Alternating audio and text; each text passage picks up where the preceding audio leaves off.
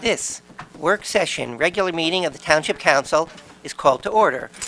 In accordance with Section 5 of the Open Public Meeting Act, Public Law 1975, Chapter 231, be advised that adequate notice of this work session, regular meeting of the Township Council of the Township of Franklin, County of Somerset, was made by the posting on the bulletin board at the municipal complex and transmitted to the officially designated newspapers a list of dates annually indicating that this work session regular meeting would take place at the Franklin Township Municipal Complex at 7 o'clock p.m. on Tuesday, November 27, 2012. In addition, a copy of this notice is and has been available to the public and is on file in the office of the municipal clerk.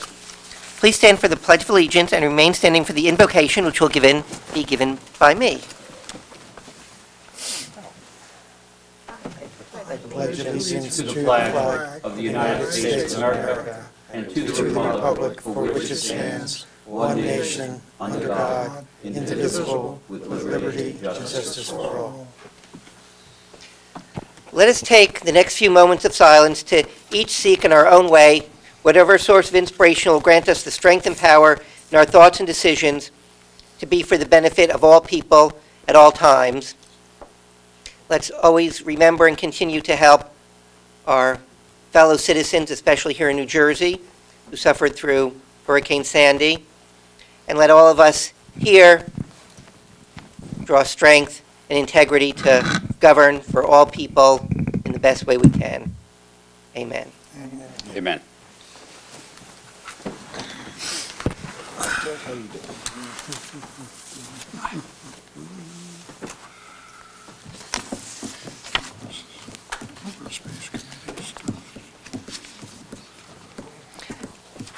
Madam Clerk, please call the roll of the council. Councilman Chase. Here. Councilwoman Francois.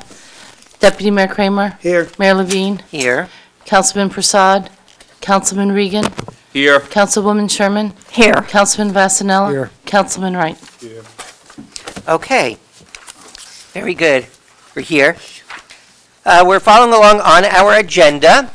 You can have agendas and associated resolutions and ordinances over here by our clerk, Ms. McCarthy. Feels free to get up and get it. Also, usually around the weekend before, you can find these on our website. You can take a look and know what we're doing.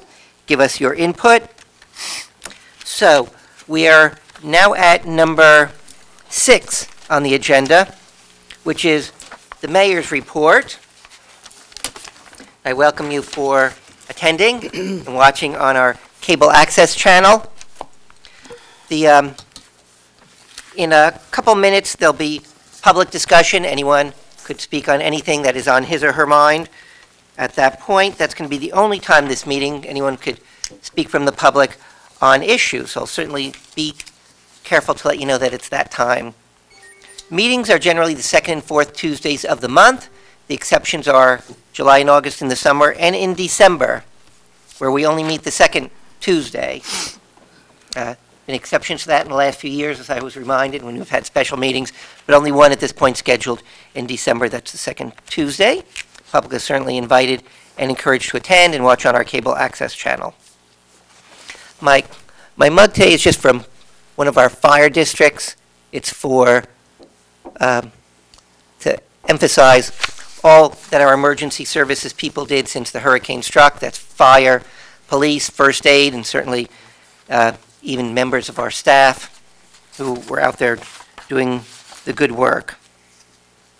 Tim, I'm going to kind of take a little bit of a wider view on the mayor's report and go through a few things that have been happening that I hope to happen also. We heard last time about Hurricane Sandy, the aftermath. Mr. Vornlocker, our manager, gave us a good brief. He gave us an update on that. Very well done. I think Councilman Regan, who's involved, did that also. As a general look, we did, in my opinion, better than most towns. It's because I think we had experience. We had a large enough staff that we could handle such things, and we had the forethought to plan for these things. When I've gone around and read in the press, a lot of complaints people had in other towns. One of the big ones was lack of communication. People didn't know what was happening. I think we were ahead of the curve. Things were always on our website and ahead of time, so people could always know. I know that's tough if you didn't have electricity, but we did have our stations where we can do that. Various citizens in town posted there's a Residents of Franklin Facebook page that they put things out so other people would know. I certainly always sent updates on my Facebook page. I tried to do some interviews. I think many of us spoke to the press to try and get the word out about our town. And our town manager, Mr. Vornlocker, was constantly in touch with PSE&G, Office of Emergency Management, Police, Public Works, and that made our town especially safe as well as electric. Myself and many of us others had calls, I had conference calls with PSE&G, Governor's Office almost daily, where they kept us abreast of what was going on. And on a personal level, as many of us, we got many calls and such as that. And emails, I had hundreds going through, which I took my personal staff, that's out of my personal business, off to answer some of those calls and do things such as that, but that was my way of contributing by using my own funds basically to pay these people so I could get in touch with everyone. So PSE&G has mostly died down now. There's still FEMA. Anyone who has problems, even if you think you're going to be reimbursed by insurance or there's not that much damage, you should register with FEMA. That's 800-621-FEMA, or their website, www.disasterassistance.gov. Generally, FEMA assists you on a primary residence, but not a secondary. In addition, Small Business Administration, there's a business gives grants and loans, especially to small businesses. And a small business could be businesses that have millions, $10, $20 million of sales, and certainly down from there. From the IRS, the state of New Jersey, they've extended tax deadlines. Check on their websites or someone who's knowledgeable on what they're extending. Generally, the IRS is giving people till February items that were due in October. And though it's difficult, if you suffered loss without reimbursement, you might be able to get those on your tax return too. I learned some of these things from FEMA because Congressman Frank Pallone, who represents part of our town, at least for the next about 7 weeks, or no, what am I talking about? It's about 4 or 5 weeks at this point, had a meeting for mayors down in Aberdeen with FEMA officials that was very informative, very helpful. I thank Congressman Pallone for that. That was very good. Other people traveling around, the Governor Chris Christie came to the National Guard Armory to thank the troops in town. It was a fairly closed meeting. There's only a couple people there except for the troops and a couple members of the press. So I thanked him. I was one of the people there, one of 3. So I thanked him on behalf of us, and he said, "Brian, always good to be in Franklin." Hopefully that's well meant. Also, there was an organization called Building One New Jersey, and down in Trenton, they had their annual meeting, which I've been involved in, and anyone is public or here is invited to come with me at any point to on the older suburbs. Sometimes we slip through the cracks in getting funds. We have things like, you look at our income, and we're above most towns because we're in Somerset County, but we still have about 1/3 free and reduced lunch in schools. So when they look at our numbers in the state or other places, we look wealthier, but we certainly have kids that are in need, and it's trying to tell the state and other funders that don't forget us, we need our fair share too. I was glad to see our Senate President, Steve Sweeney, there, who spoke to the group, and that was very good and encouraging also. This wasn't planned, but I happened to run into Mayor Brian Waller of Piscataway. It was actually at the Thanksgiving Day game for Franklin versus Piscataway, the football game. And as an aside, Franklin is in the playoffs. The final game of the season will probably be this Friday. Very good team, doing very well. We're proud of them, not only for winning, but for participating in doing it. And during a little interview that the radio station had with us, I was speaking to him. He was very involved in the New Jersey Conference of Mayors, the U.S. Conference of Mayors, and he was in Washington about a month ago and spoke with Vice President Joe Biden. I was asking him how that went, and he said, which is very good to his credit, emphasizing CDBG, Community Development Block Grants, should be funded at their current, if not more level, because it's an impact on people, and those of us close to it who get the money and can distribute it know the situation and know the issues. So, again, I commend Mayor Waller for doing that on all of our behalves. Another thing I want to see going through soon, I was invited to meet with a Rutgers professor of the Blaustein School, Professor Bill Rogers. He's pushing this program. He's working with this program they call ALICE. It's an acronym, ALICE, Asset Limited, Income Constrained, and Employed. Basically, those, you might almost consider them the working poor. And between them and those who are actually below the poverty line, there's about 1.1 million of them in New Jersey. And the United Way of North Jersey, which covers about a quarter of the state, is working to maybe get funding and programs to help people out. I was speaking to them, and I think we might make Franklin one of their primary pilots on that. So I'll keep you posted. Again, anyone who wants to help me, that would be very, very good. So that's mostly it for now, since I covered various things. That ends the mayor's report for now. Well, for this week. So I will go on to item number 7, which is the deputy mayor's report. So Deputy Mayor Bill Kramer. So I want to basically spend the entire deputy mayor's report on DPW. It's very common for people throughout the year to drive by, see some DPW workers working on a pothole or something, and there's frequently the comment, there's one guy working and two guys leaning on the shovel. Of course, they didn't see them the hour before when all three were working, and these two are just standing back to let the other person work for a moment. But for these last 2 weeks, DPW has been working incredibly hard. So hard that I actually mentioned to the manager to make sure, and they are doing so, that these guys are getting enough rest so that they are safe. The amount of tree damage in town has been enormous. They were hoping to clean up the curbside damage within 2-3 weeks. Well, in 2 weeks, they've basically covered one corner of town. It's been so vast.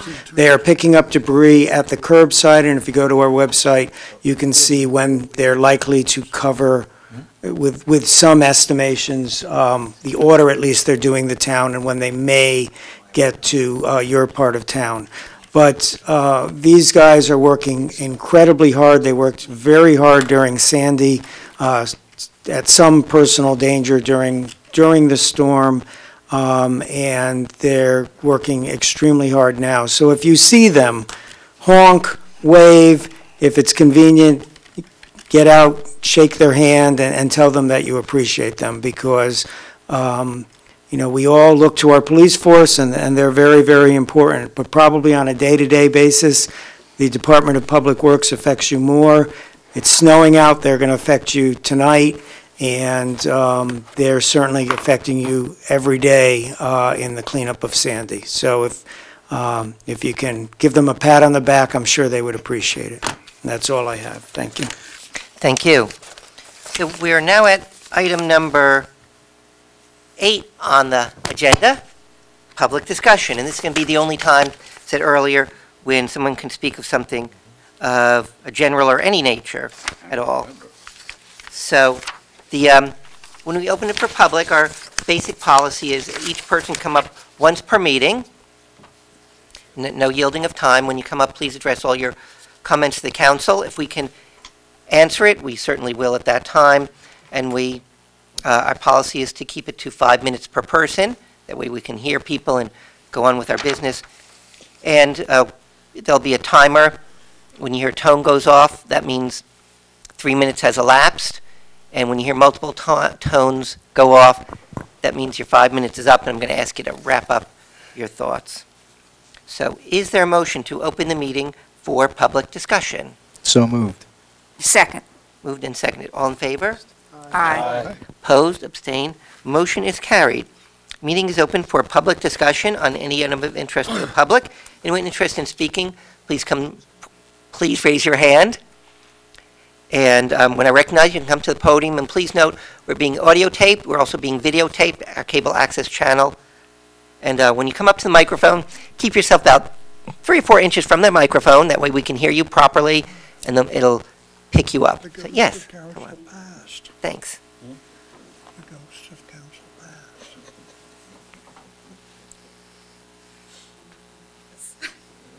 Yeah.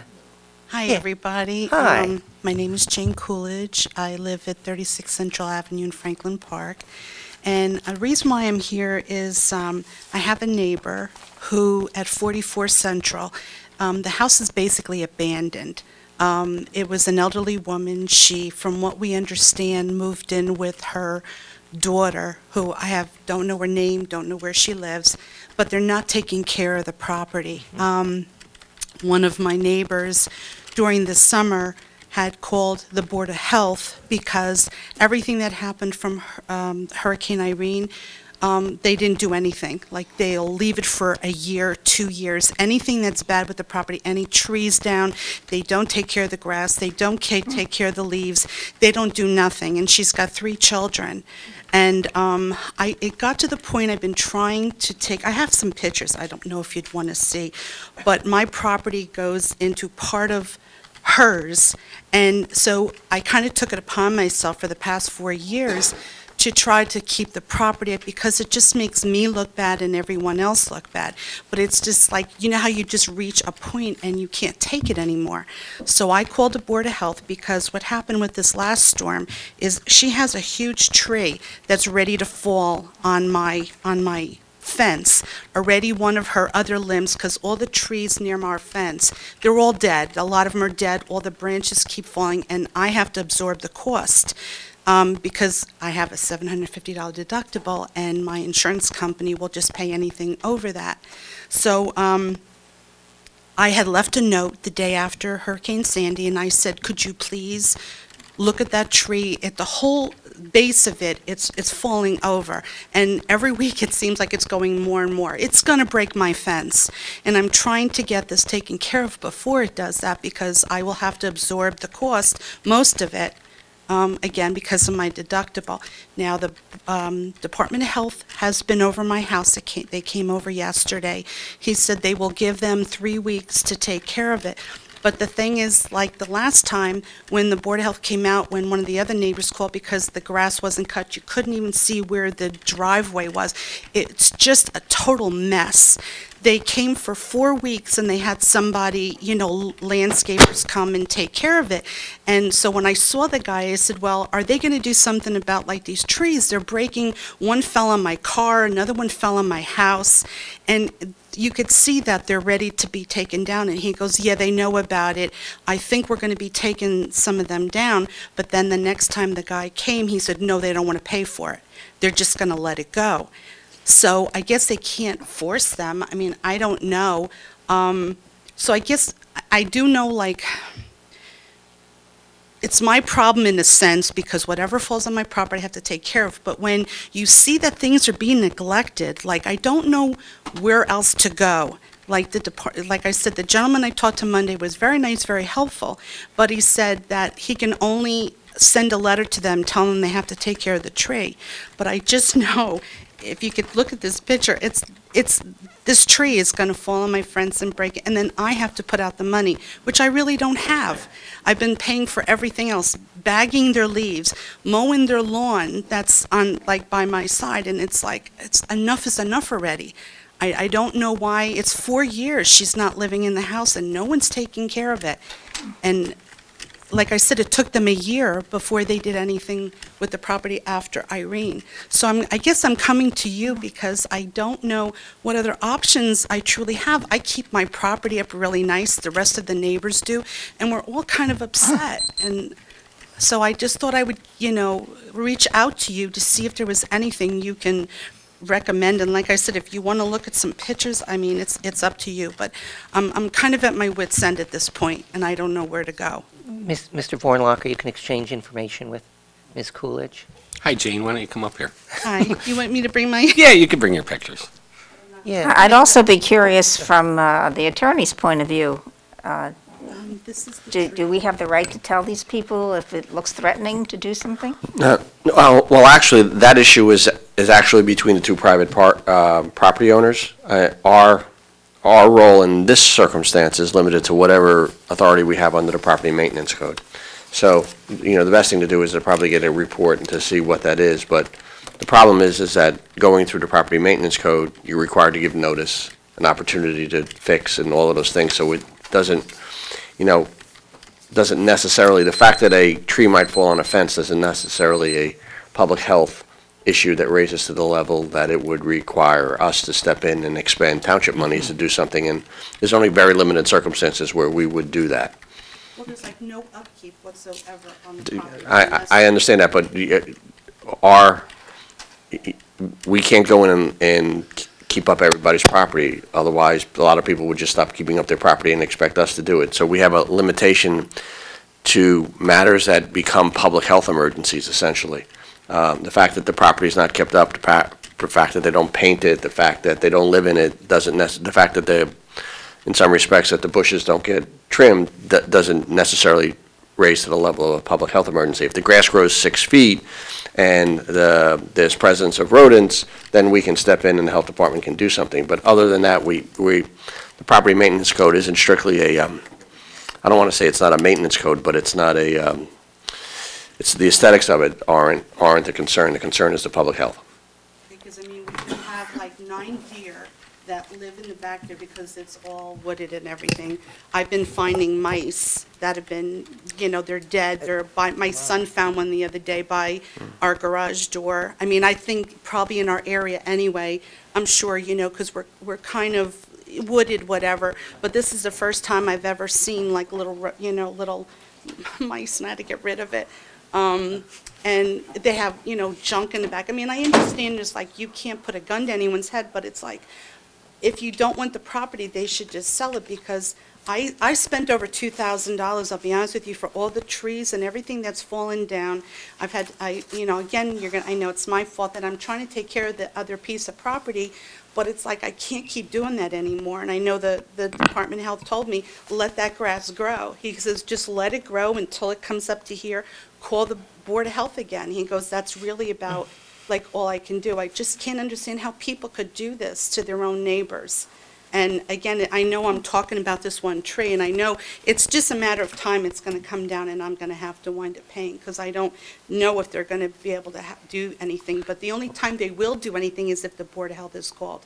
Otherwise, they've let the property go for 2 years at a clip, with dead branches, with, just disgusting, where you couldn't even drive down the street because all their shrubs and things were growing like this far into the roadway.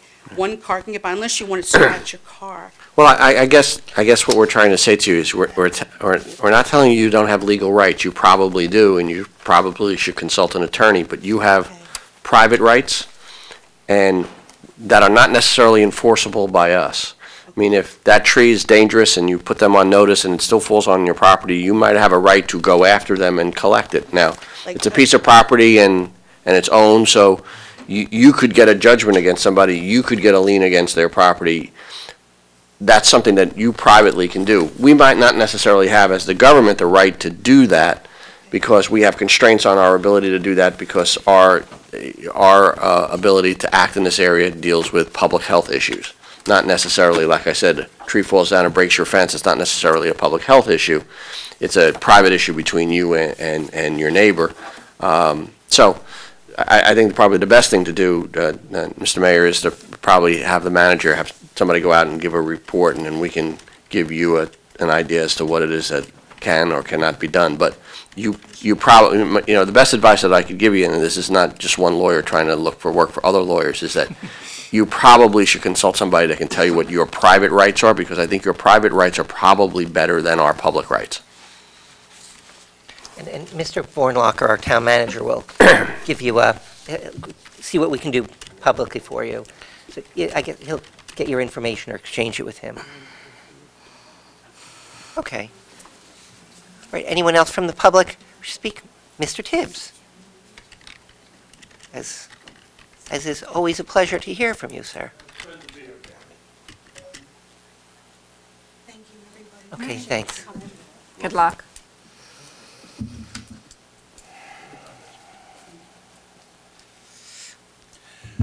I'm still wallowing in my glory, Mayor. That's why I'm. Good. Yeah, well, yes, I am. I mean, yes, ma'am. Yes, ma'am. Oh. That's why I'm wallowing in my glory, Mayor. Yes, Yes, thanks. yeah, that's the most important thing to me right now, and that's over. So I'm still wallowing in my glory. A couple of things I just want to say. First of all, I did want to thank everybody that, publicly, that helped myself and a number of community people in doing a massive voter registration drive, which panned out to be very fruitful. And I'd like to thank everybody publicly who did that. And Phil, thanks for mentioning the 210 people that I did. I thank you very much.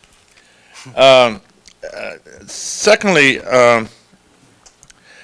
recently, just to bring you guys up to date, recently there was a high school reunion at the Holiday Inn over the weekend, and it was I think it was 1973 or whatever.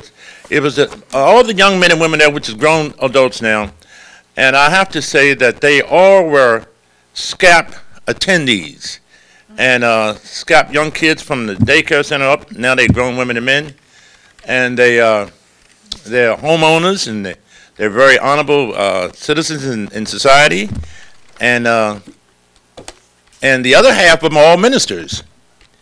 So I think that during those times we must did a pretty good job in terms of training those individuals. Mr. Bornacker, I want to thank you. Personally, thank you. They put the signs up today. Yes, they did. And the signs they put up the signs in front of in the park for the kids. And I think it read, our kids, well, we cannot spare any of our kids. Well, how'd it go? We have many children, but none to spare. None to Please spare. drive with care. And drive with care. Yeah, it was great, man. It was great. Some of the people was asking me, where do signs come from? I said, Mr. Bonner. There's two more coming as well, the big yellow ones that say playground ahead. So those are on order. We all thank you very much. You're welcome. Thank you very much. We're also looking for Chester Avenue to fill up a couple of those potholes. Did you look? They were supposedly done yesterday. Was it? That's what I was told. So please go check, because I checked with Public Works yesterday, and they told me that they filled the potholes yesterday. Okay, I didn't go down Chester Avenue today. I didn't, but I thank you. Great. That's by the church too? No, this was behind on Parkside, a little teeny street over there by the hairdresser. Oh, and I also, the last election, most of you guys here, I'm an old political fool, as you will, and I think that you have to understand that the last election was a mandate for every community to solicit state and federal dollars for your infrastructure of your town. Now, I know that there's been a big problem with the Kingston people down there in terms of the water and that whole project of you guys. One guy go to South Brunswick and the other guys come to Franklin, and you guys are shuffling around how you're going to pay the $2 million. And I am sure that you said, Mayor, that you would talk to Congressman Pallone and some of those people. I think Russ Holt, I think they will gladly fill in that spot, Phil Kramer, to make those people have the water down there. They're looking for certain projects like that there. In all communities, I'm surprised that all the communities I go through, I deliver flowers daily. I go to all communities, and every community I go into, the streets are being filled up. You can't get down those streets because they're totally building up their towns. But I don't see anything building up in Franklin, except for I know the Sandy episode with the DP people is have to clean that up. But there's no ongoing building up in Franklin Township, and I think that you're missing. You better get on the ball now, because all the other towns are getting on the ball and getting that money. President Obama has promised to send that money down. He's sending that money down in bundles for any type of problem you might have within the township that would meet those particular funds. So I would, if you have some grant people about Sherman, that, that those the type of things that that's readily available, and I have to say this, that there's certain parties that will stymie you from doing anything constructive for your town. So I don't want you guys to be bogged down by those type of non-action idiosyncrasies. I hope you understand what I'm saying. And also, yes, Senator Pallone, and the pool issue is going forward. It's going forward. Yes, sir. It's going forward. And I also we had a meeting about that last night. And I also want you guys to understand the community garden project is going forward, and there is a proposal being submitted to the block grant committee. So if it comes before you guys, I hope you understand that the Parkside Community Garden is growing, and we would like your approval for us continually have a nice session for 2013. Thank you very much. Thank you, sir. Can anyone else wish, this is the only time to speak? Yes, sir. And then. Yeah, I thought we were going to have a. Hi, Terry Cooper, 163 Hillcrest Avenue. I want to first thank you guys for the help with the debris pickup, but the trees and all that. That was a huge help. But one thing I did speak to Rajiv about, and he invited me to come down and put it on the record. On Hillcrest Avenue, on the Eastern Avenue side, between Belmar and Eastern Avenue, earlier this summer, a portion of that street was resurfaced, a portion of Hillcrest Avenue. And the street itself, I've been there for 12 years now, and the entire street has never been done. I was so excited this summer to see the street begin to be paved, but they stopped right after Fairmont. And I was just so disappointed that they didn't continue to Belmar. And they did such a nice job on Belmar and around the corner on Girard. But Hillcrest has not been resurfaced in, again, well over a decade. At least that part from Belmar to Fairmont. And that was just curious if there's anything in the works to have that finished. I'm sorry. Sorry about the noise. Because I can't remember by heart, but I thought I saw it on an upcoming list. I don't know if it's a year out or 2 years out. For what it's worth, there's no set rule, but roads actually 10 or 12 years is not a long time for road. I mean, unfortunately, some of them have 20, 30, even 40 years. That being said, I've only been there for that being said, oh, okay. So that being said, we do it on a condition basis, and we all kind of try to come to a consensus. Okay. Sometimes we have different opinions, but we have been really stepping up our road repaving dramatically. I'm on the Public Works Committee along with Councilman Chase, Councilwoman Sherman, and Mayor Levine. So I think you've got our attention with that. And if it isn't on the list, recommended list for next year, I think at this point we will ask our engineer who makes that list to give it a good look and see if it should be. But it may already be. So that would be. You can. I'm sorry. Our manager may have that list memorized.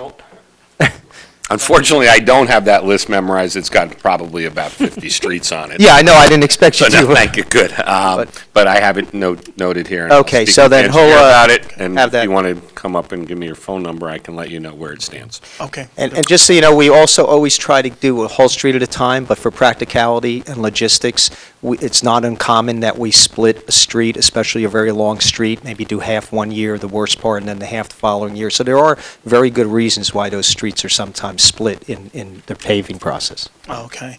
I went to the web. I know that we have on the website, we have it updated there. So Hillcrest Avenue, Dumont to Belmar. They said it's going to be done on or about 10/15. So if it's Hillcrest outside of that, maybe on next year's list, but this year's list, the section from Dumont to Belmar is on it. For, what was the date again? Paving to be done on or about 10/15.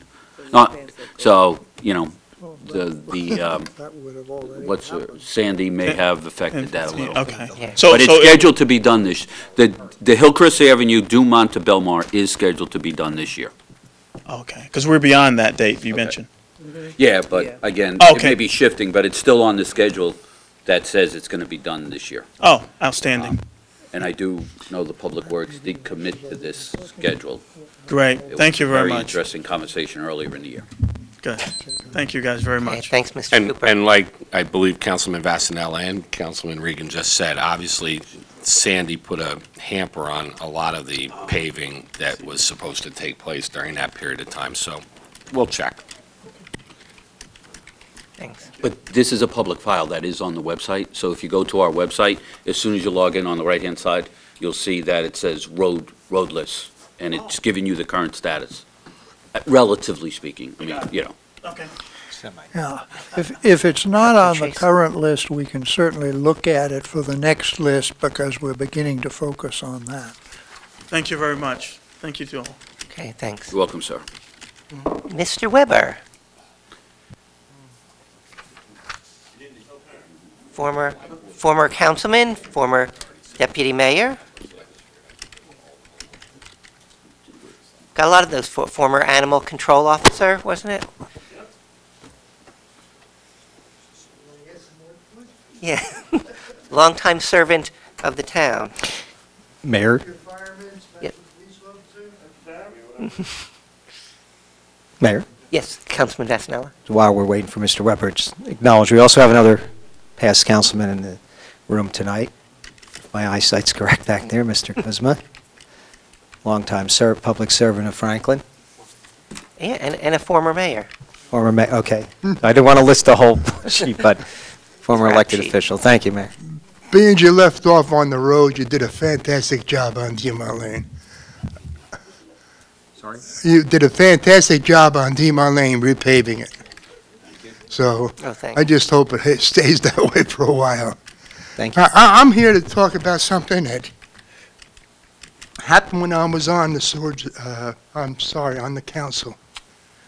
And that's a little thing with the sewage authority. And I hate to tell you how many phone calls I got.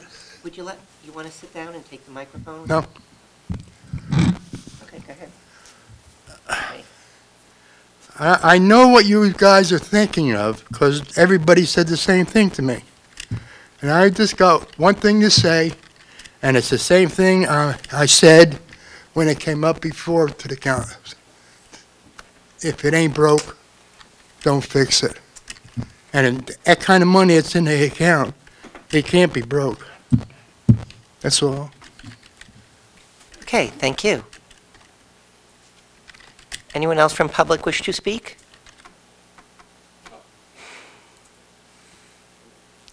Oh. Did he say yes? Yeah. Yes. Oh, okay. Mr. Kuzma, Audience. can you want to, Councilman Vasanella, go through the whole litany? No, I won't go. And just for clarification, Mayor, I believe Mr. Weber was referring to the discussion item on Yeah. concerning the Sewer Commission, which we'll be getting to momentarily. Very good. Yeah, Mayor Kuzma. Alex Souza, 17 Whittier Avenue, Somerset, New Jersey. Yes, I think what Mr. Weber was alluding to is, of course, the Sewerage Authority, which for many years has been really a very good functioning body within this township. It is perhaps one of the more well-run organizations as I recall it. I remember when I was liaison to the council that the Sewerage Authority members were outstanding members, were very cost-conscious. And I do not know what's going to be taking place here at the discussion. But someone said to me that it's a possible dissolution of that organization. And I said that would be a terrible mistake. As far as I know, unless it's changed in the last 10 years, it was very, very efficiently run. It had a budget. It had surplus funds. And those surplus funds were usually held in accounts so that when they were to have major sewerage projects in the township, they never had to bond for it. I mean, I don't hear anybody complaining about the sewerage authority and raising taxes on the sewerage authority because they were efficiently run. And I think the problem when Mr. Weber called me, we were a little bit concerned here that said, I hope they're not going to dismantle that organization, take the money, because if that happens, then the next time you have a major sewer project in this township, you're going to either have to bond for it or raise the taxes to pay those bonds. I mean, that's really the problem. And then if somehow you manage to get rid of that authority, and sooner or later, we know what's going to happen. It's when are we going to start appointing commissioners to do the work and then have to pay them? For years, it was always talked about, why aren't our commissioners paid on the sewerage authority? We had some of the finest people there who would volunteer their time. But there was always that inkling, or always that undertone here. When are we going to pay these members? And right now, under the current laws of the authority, you can't do that. And so my concern is I would hate to see the monies removed from the account, and they will be spent, and then all of a sudden face a crisis 5 years from now, at which we're going to have to bond and increase the taxes for it, and then appoint people to do a job who will demand pay for it, which this council will probably organize. And if that's not your intention, and it might not be your intention at all, it might not be your intention, and I'll give you the absolute benefit of the doubt. But I'd like to remind the council that no future councils will be bound by your decision, so that you can do this with the highest motives possible. And another council can come here and do exactly what I said. They will not be bound by your decisions. So I think Mr. Weber, had that concern.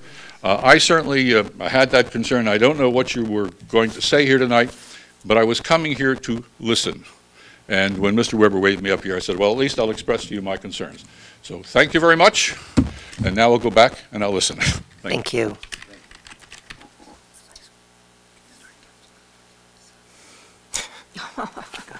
It's the other side. This side. Oh, this way? I thought it was the other one. No. Okay, anyone else from the public who hasn't spoken yet? Would like to speak? So little, no. Mr. Mayor, seeing no one else come forward from the public, I move we close this portion of the public discussion. Second that. Moved and seconded. All in favor? Aye. Opposed? Abstained? Motion is carried. Public discussion is closed for this meeting. Thank you very much.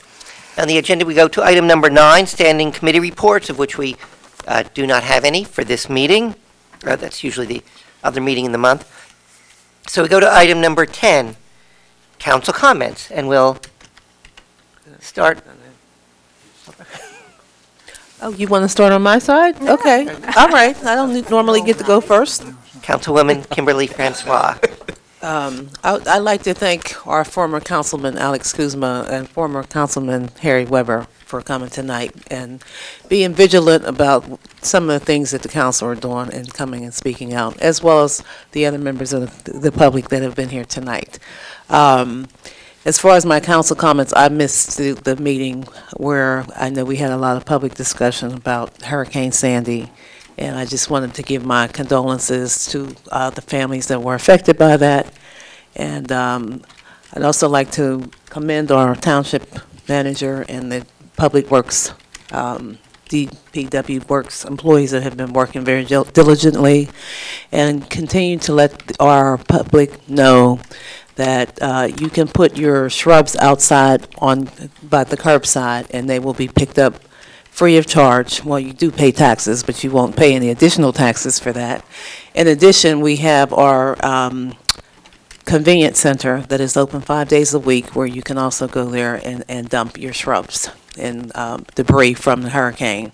And that service will continue to be provided all the way till December 21st. As you ride around the township, you can see by the side of the road a lot of debris sitting out in front of people's homes on the side of the road. And there is a map that is going to be put on the website, or is already on the website, and you can get a feel for where the Department of Public Works is going, where they've been, and if you still have time to put your stuff out by the curb. I think from a lot of the input that I've gotten from the residents, they're grateful for that service. It's a invaluable service, and I think, given the impact that other communities have had, Franklin Township, it could have been a lot worse. We were very blessed, given the situation, and continue to be blessed. So just want to thank the employees, and I also want to thank our deputy mayor, because I know he's shocked for me to say this, but he was pushing very, very, very hard as chairman of the manager search committee to make sure we got a manager on board. And some of us were giving him a hard time about rushing it, but I think the fact that he was very diligent and said, let's move this forward, and the fact that we do have a manager, and I don't know if we could have survived without having a manager, the well-esteemed manager that we all decided to bring on board. So I just want to thank you for your leadership and your vision and your tenacity in making us move as quickly as possible, and given what has happened since you've been on board, I can't imagine you not have been here when we suffered such a crisis. So thank you, Deputy Mayor, for your vision. Very kind of you. And that's all I have to say, Mr. Mayor. Okay, thank you. Councilman Brian Regan. Thank you, Mr. Mayor. Really just brief comments tonight. Just want to extend, hopefully, all the members, all the residents of Franklin Township had a wonderful Thanksgiving and a peaceful one. I know that our community, as affected as it was by Sandy, clearly was not affected at the level of certainly the shore communities and parts of New York State, where many folks celebrated Thanksgiving not in their own home. The majority of the township did lose power, and many for 10 or more days. But fortunately, the power was back, and by Thanksgiving, I believe everyone would have been able to celebrate this American holiday in their home. So hopefully everyone did have a good holiday, and that is it for my comments. Thank you. Thank you. Councilman James Fasanella. Thank you. For the sewer issue, I believe we'll be covering that under the discussion item, but I echo Councilwoman Francois' comments about thank you for coming out and expressing your knowledgeable opinions on that matter, and we'll see how the discussion goes. Also echo the other comments said, Ms. Councilman Regan, about the work being done in the storm, and in a way we were blessed.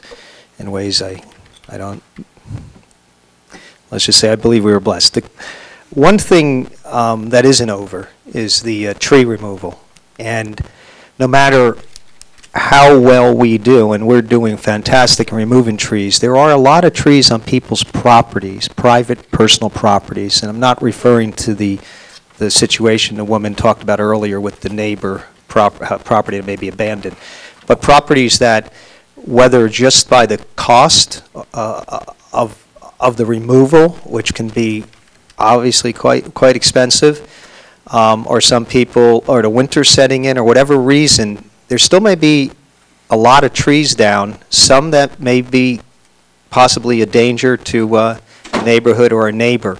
So we're not going to figure it out tonight, and I'm not expecting the manager to report on it, but I think we need to come up with some clarity as to the legal and practical concerns of the number of trees that are still left and may be left for some time to come.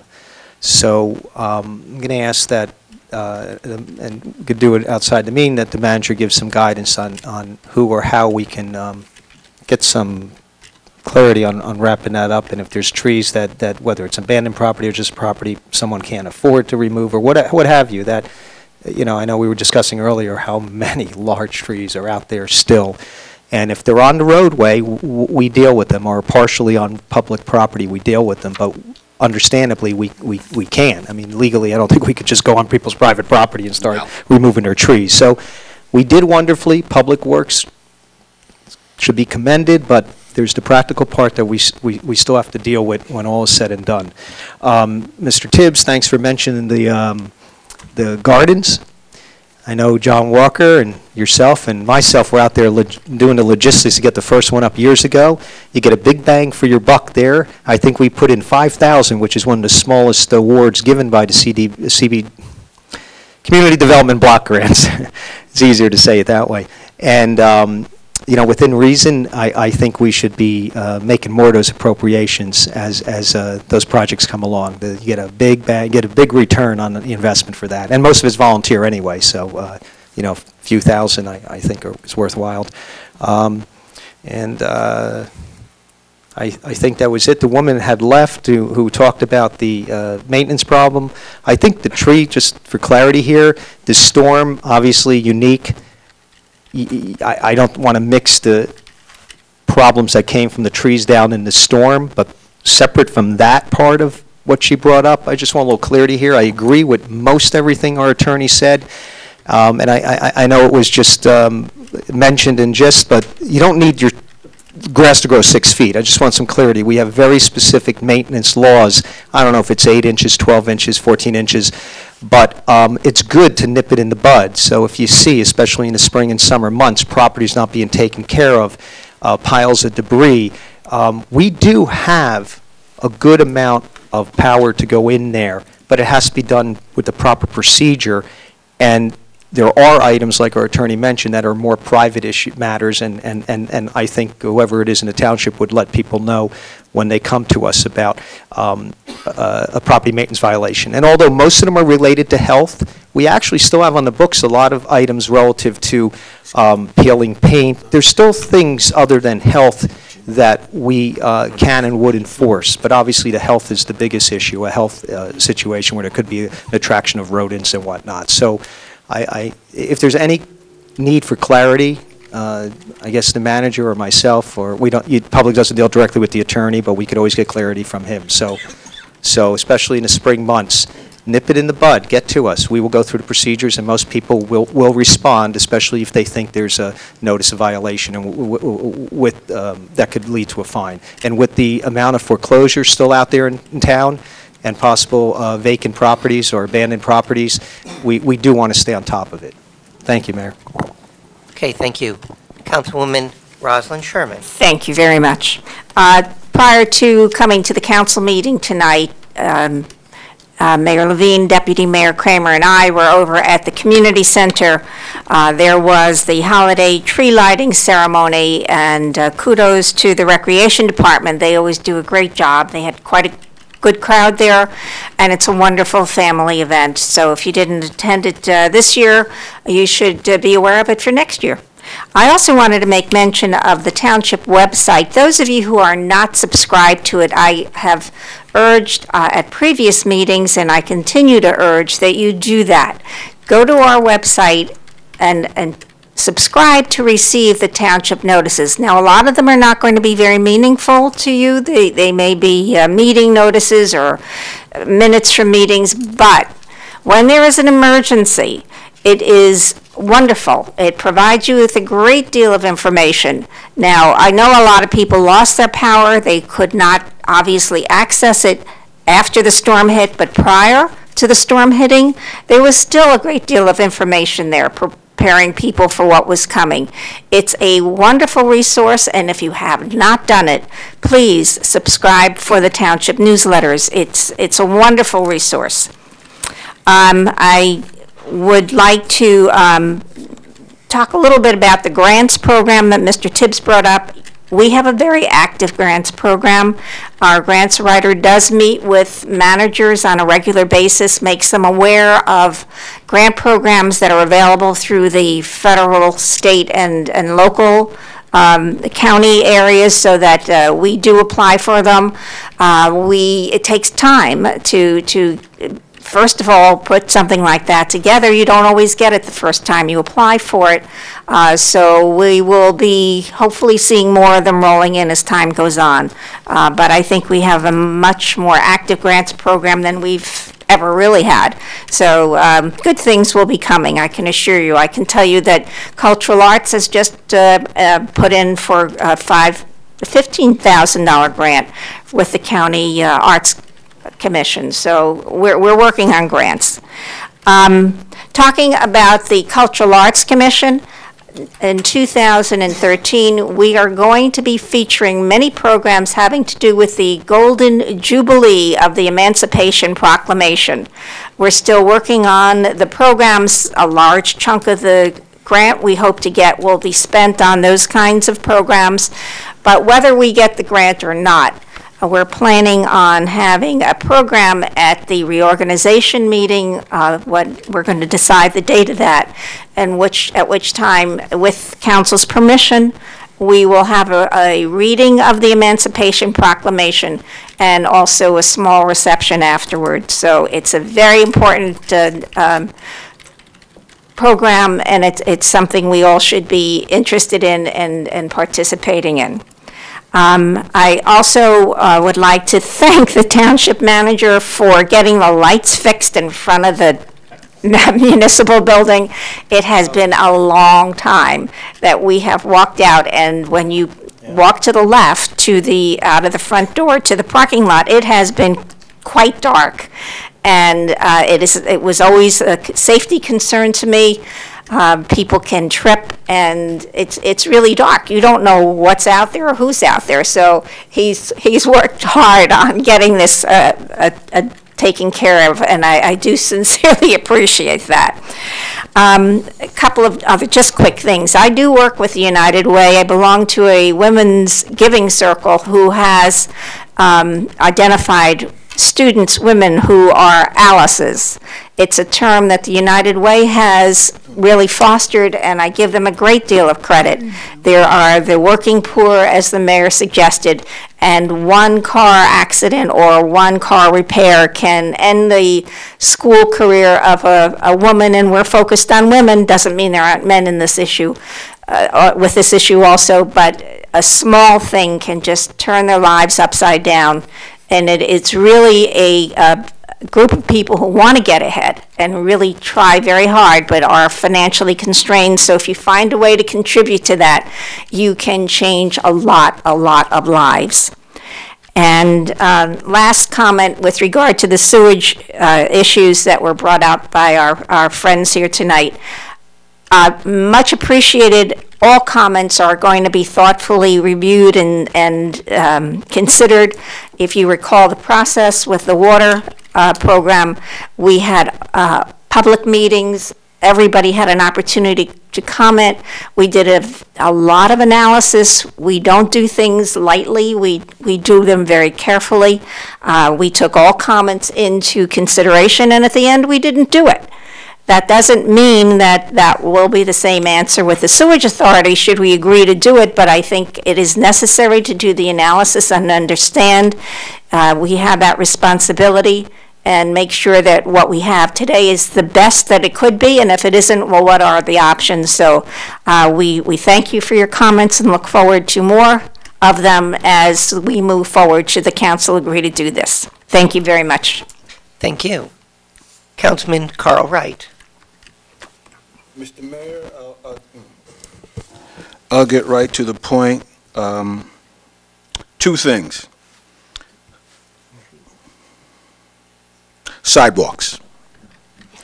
Every time I come to the meeting, I talk about the sidewalks on Berry Street. In every single meeting, we kick this down kick this down the road, and it's time for us to stop. Now, I thought this was going to public safety.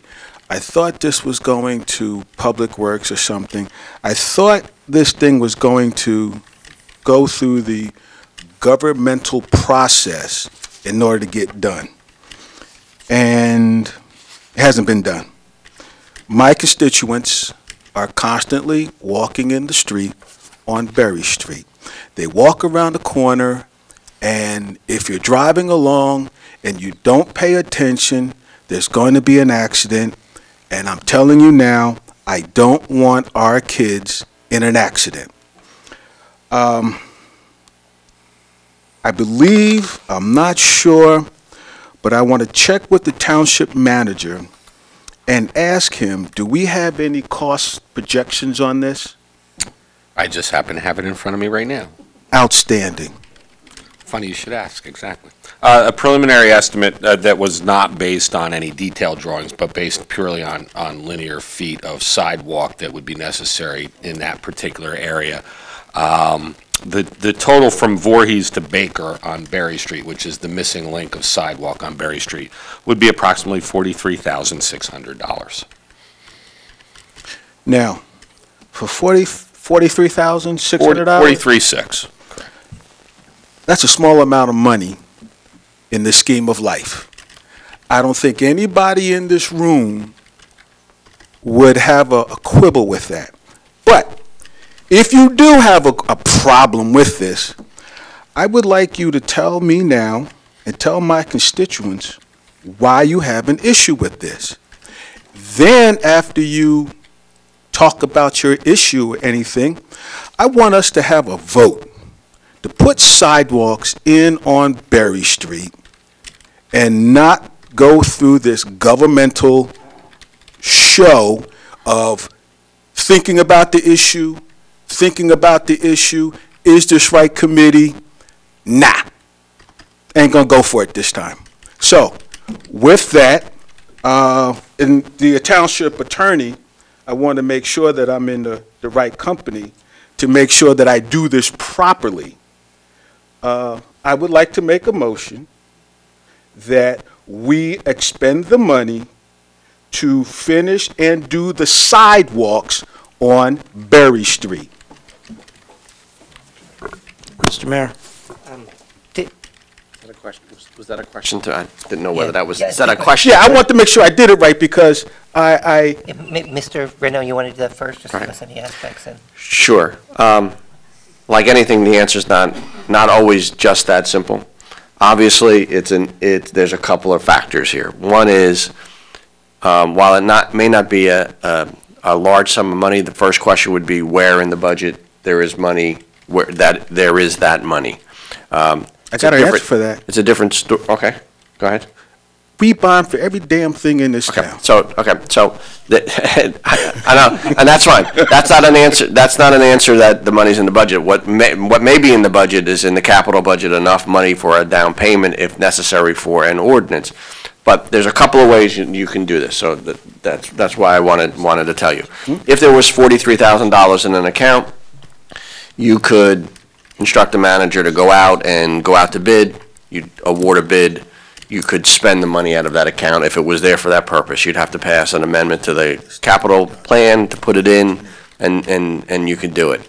If not, you'd have to pass a capital ordinance, which is an authorization to borrow money for that purpose, assuming you had enough money in the account. So the answer is that you can take a vote tonight to get that process moving, but how it is that it exactly happens will require, at the very least, the approval of some amendment to the capital budget, potentially a capital ordinance, and obviously a resolution awarding a contract once that happens. So one vote tonight doesn't get that done. It's probably at least 3 votes, assuming it's practical that can happen.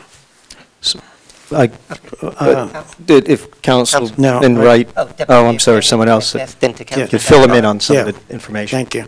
So I basically want to second that, but my suggestion would be that to address the issues that Mr. Renaud just brought up, the easiest way is to plan for that in the capital budget next year and do that early on next year. But budgets, budgets don't actually start the year with the year. We pass budgets later on. So when practically, if it's in next year's budget, can it be done?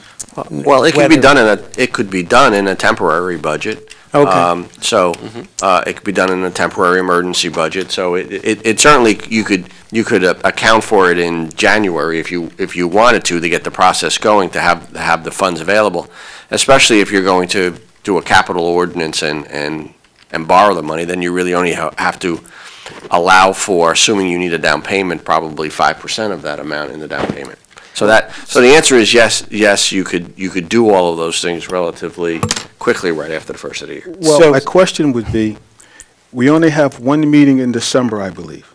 Is that correct? That's correct. Yes. Now, if we were to take a vote tonight to tell the engineer to get us a rock-solid price, what are you saying we could do in December to move this program along in January? Well, the only thing that you could possibly do is instruct the engineer to go out to bid on this project, but you don't have any, right now, as you do that, you can't award it because you don't have funds available. Right. So, and to get a quote-unquote rock-solid number, he'd have to go out to bid because that's the only time you ever get a rock-solid number. Okay. The other thing to keep in mind here is that this involves concrete, which can't begin until April. That's fine. So that's just the practicality of the installation of concrete you see- sidewalks, so the preliminary work with the bid and all that leads up to that. I never lost the floor here, so, Okay, let's bring it back to you then. Thank you. Complete your thoughts. Go ahead. so, And then Councilman Vasanella, Councilman Chase. so I would like to second that with the idea of putting it in next year's capital budget, and in addition to that, this is the kind of thing that I do want to go ahead with this project, and I've been the person who has pushed sidewalks, and in large part coordinating it with the school system so that we get more kids walking to school, saving the school system money, saving the taxpayers money, allowing the schools to use their money in the best ways to educate our kids. So what I think we should do immediately after this is a comprehensive sidewalk plan so that as time goes on, rather than doing it piecemeal, we have a plan, very much like the needs assessment for for sports and recreation in town. So we have a basic plan as to how to move forward with sidewalks. So basically what you're saying is, we take care of my little issue first. Yep.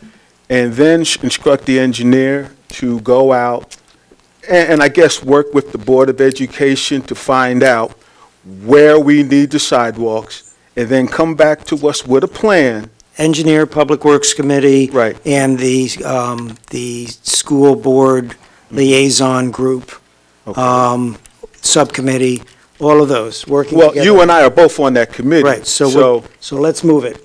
Okay. Down the road with you. Councilman Vasanella? Okay, so not only do I agree, but when we actually have been doing this, there's a lot of requests that are still being handled. There's still some lack of clarity as to the process and what places get priority. So I support 100% what you're saying. However, the approach I don't support. And why I don't support it is plain and simple. And I think Councilwoman Sherman's on it, and Councilman Chase, Mayor Levine, their sidewalk requests, I can go back 8 years with emails. We deal with them, first of all. And often I've brought them to the council in various ways. They've got rejected, sometimes they got accepted. We have a road repaving budget, which I would be happy, and put Berry Street the highest priority, to say we'll allocate X amount of next year's road repaving budget, and council could increase it, to handle what we consider the most important sidewalks that need to be put in, or a lot of them that are in and need to be replaced because not a lot, but there's enough that are hazard.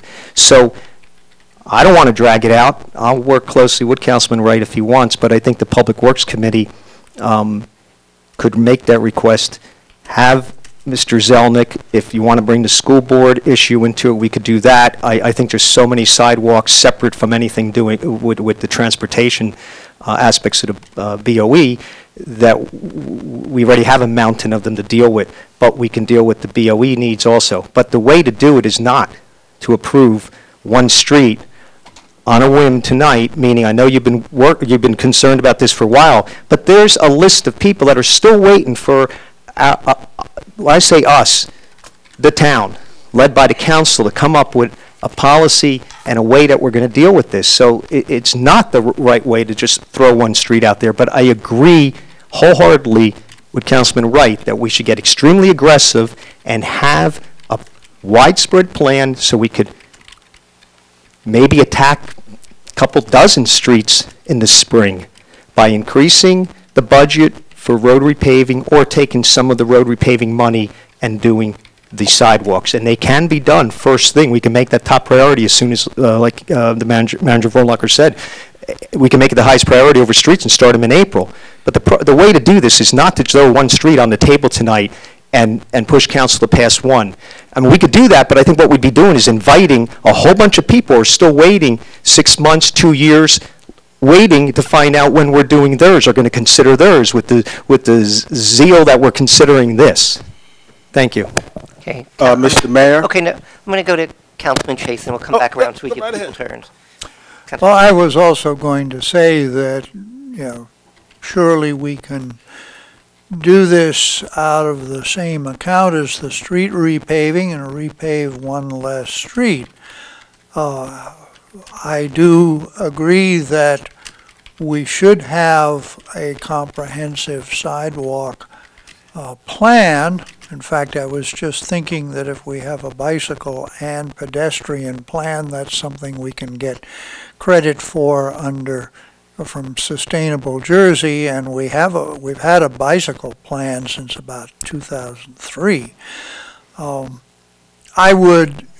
Councilman Wright has been bringing this sidewalk up to a number of committees all through the fall, and I agree that I think this is the time to essentially instruct the manager to place this at least in next year's capital budget.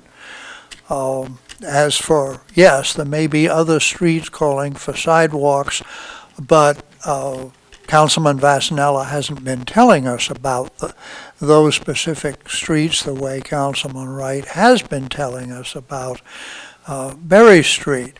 And it's also true that I think for at least a year we've been asking the Board of Ed to give us a list of streets where installation of sidewalks would permit them to reduce busing. I've yet to see any report yet from the Board of Education with respect to this. The one thing we did get out of them, and we have certainly done our part on, I think we're waiting for the county, is to have a traffic light controlled by a crossing guard on Claremont Avenue at Eden Street so that people can walk from the other side of Claremont to the Franklin Park School. And I don't know how close the Board of Ed is to moving ahead with a new school on the south side of Claremont on property they purchased for the purpose, but if they're close to that, there ought to be a sidewalk along the south side of Claremont leading to that school by the time that school gets built. But I don't believe that we should hold up this one pressing need sidewalk for a full study. It's a typical tactic to say, oh, I endorse sidewalks, but not right now. I'll send it out for a study. That's not the way we should do things. So we should endorse this sidewalk and have a study. So if perhaps the appropriate thing is to offer a motion to instruct the manager to place this in next year's capital budget, the Berry Street sidewalk. You already made that. You made that. Yeah, okay. Okay. Anyone else on this issue? Just one more issue here. Councilman, on this issue? Right. Oh, on this one still? Okay, I go wanted ahead. to thank Councilman Wright. I wanted to thank Councilman Chase. He said it far more eloquently than I would have said it. So that's okay. I want to thank you. Mr. Mayor, there's a motion on the floor, please. Okay, other comments? Okay, I'll give my comments on this one. I think it's a good idea. Where we've been is, we've been more of a planning mode. We've done it with roads, We've done it with parks. If we're going to allocate money for sidewalks, I think that's good. John Grosso years ago used to say we should make the developers put them in. But if we do that, what do I say to the people on Willow, Hollywood? I think Kossuth needs it. Places down, like People's Line and such as that, might say we need them also, or all around there. So for me, I think it's good, but I'd rather see us take a look at it. And I don't want to study it to death, but just an overall look would be a good idea. Also, there are fiscal issues, and that's fine. We spend money. That's what we do as a town. We pave roads. We put in parks and such as that. But the reality is, if you do this, you're committing money in the future, again, which I have no problem with, or we're pulling back on something else, which I have no problem with if that's as we do it. I'd rather see a kind of a full picture on the whole thing than just doing it as a request right now, and again, then answering to the other people who say, if they say, why'd you do that one and not mine? Again, on the roads, I can tell them, this was rated by our public works people, looked at by the council, and this is our priority list, and that's why that road and not yours. On this one, I wouldn't have an answer for that. Well, Mr. Mayor, Councilman, let me ask you this Right? one question. go ahead. We keep talking about sidewalks, and I have never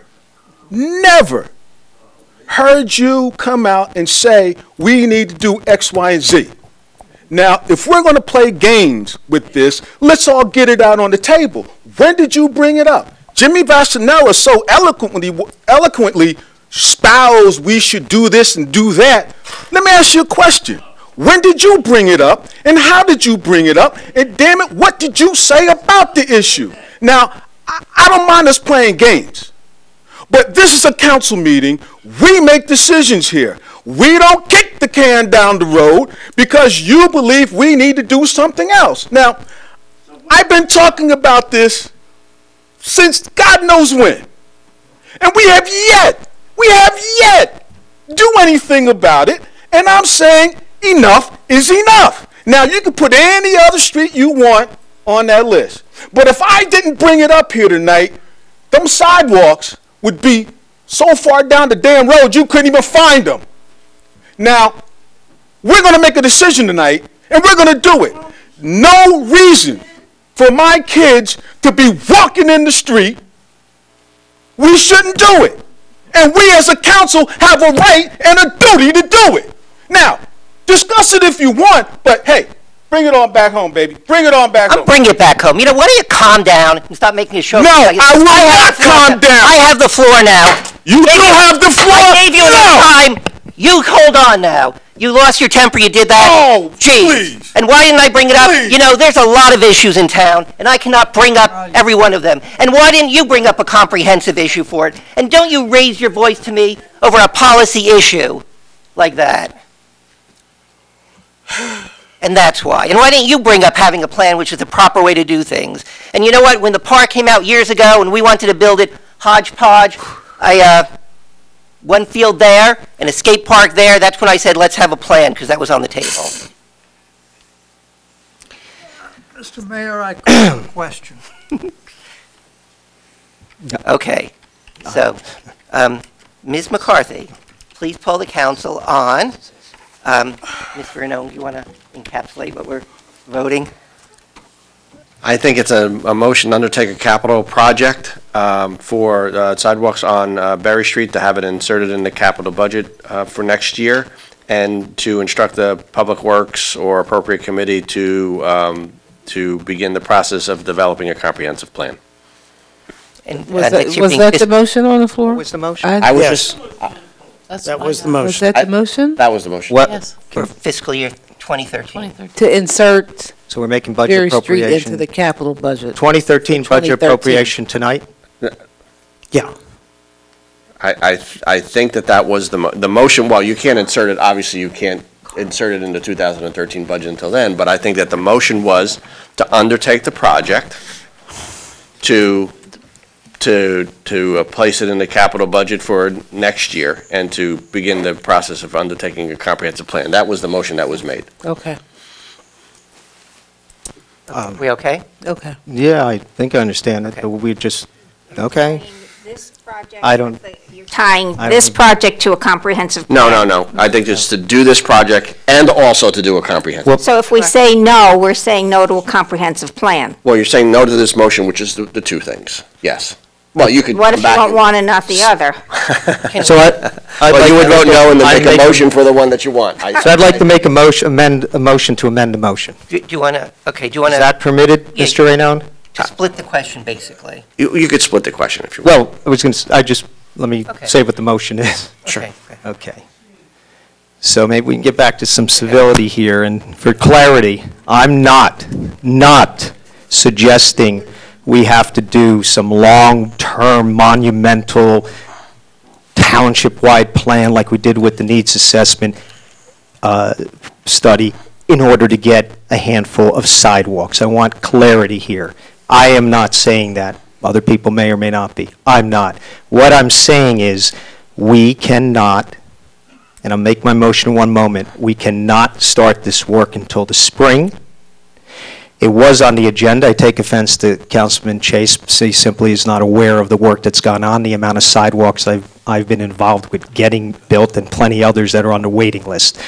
So I would like us to have the Public Works Committee expedite a short list, but a list that takes in consideration, this is the motion, takes in consideration the handful of streets that have been waiting much longer or less for consideration for sidewalks, and that we get a short, or a list together for introduction, recommendation from the Public Works Committee, and plenty of time to be inserted into a budget that we haven't had go through our financial oversight yet. So the motion would be to amend it to have, I can see the motion would be clerk to shaking her amend head. it, I don't want a comprehensive, not to have a comprehensive study in the motion, but to simply change it to Berry Street included, to have a list prepared for council, I'm going to say within 60 days. Can I make a suggestion? Because I think that we could go a long time just to kind of bring this in order. My advice is that we could just vote on these sequentially, which might be the easiest thing. Vote on Berry Street and then vote on the plan. I just think that that's the simplest way to do it, to split it so that it's easier. Otherwise, because your last motion was so long that I'm not sure that the clerk. Well, you know, with what's been thrown on the table out of nowhere, which is and I different than we've done business for 10 years, I'm sorry, I need some explanation. Here's my suggestion, and if it's acceptable to the movers, can we make the motion on Berry Street and then make a motion about whatever plan you want to do? And just so that we have I think that's probably to separate the questions. I seconded the motion and brought up the plan. The plan was my idea, and I had no intention, Mr. Vasanella, of making it to the extent of the needs assessment. That was an example I was drawing.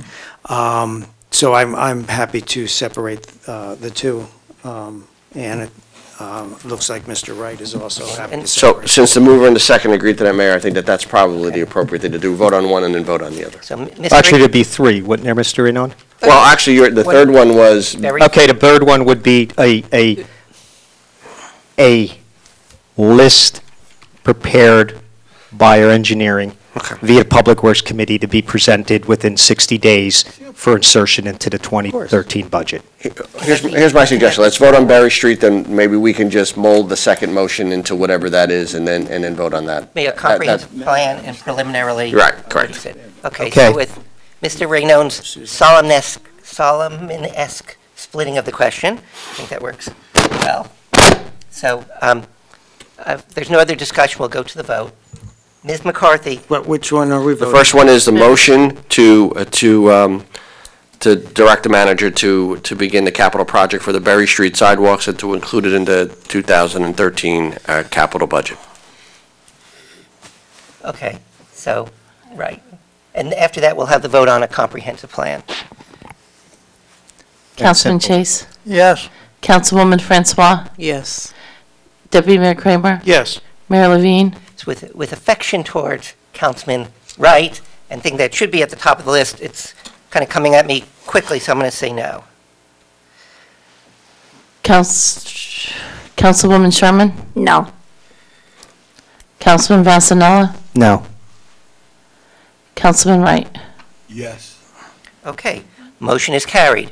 We now go to the next item, which is basically the comprehensive plan. I guess our manager will somehow tell us what that looks like, and preliminarily, something coming out of Public Works, which we may be able to act on fairly quickly. So, Can I make a suggestion once Yeah. again to see Mr. where we Renaud. can? I think that in some respects, we're saying the same thing. I think the motion was to have a plan. Councilman Vasanella's suggestion is that, to kind of to refine that a little bit, is that the plan be that really that, I guess it's the Public Works Committee to develop within a certain period of time, a list of streets where sidewalks are necessary. well, you would take it a step further.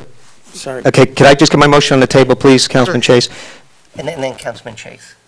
And I'm happy to mold this. I'm trying to do it in a way I believe people want or will consider, that we direct the manager to direct our engineer, or whoever the appropriate staff member is, to prepare a basic report with a list of possibilities of streets to have sidewalks, that it's presented to the Public Works Committee, and then to council within a 60-day, I'm happy if someone wants to adjust that slightly, but within a 60-day period, something that can be inserted into the 2013 budget if the majority of council would like. As far as a comprehensive plan, I'd rather just have this motion be as it is, and then if we want to take it more comprehensively, somebody else could make that motion.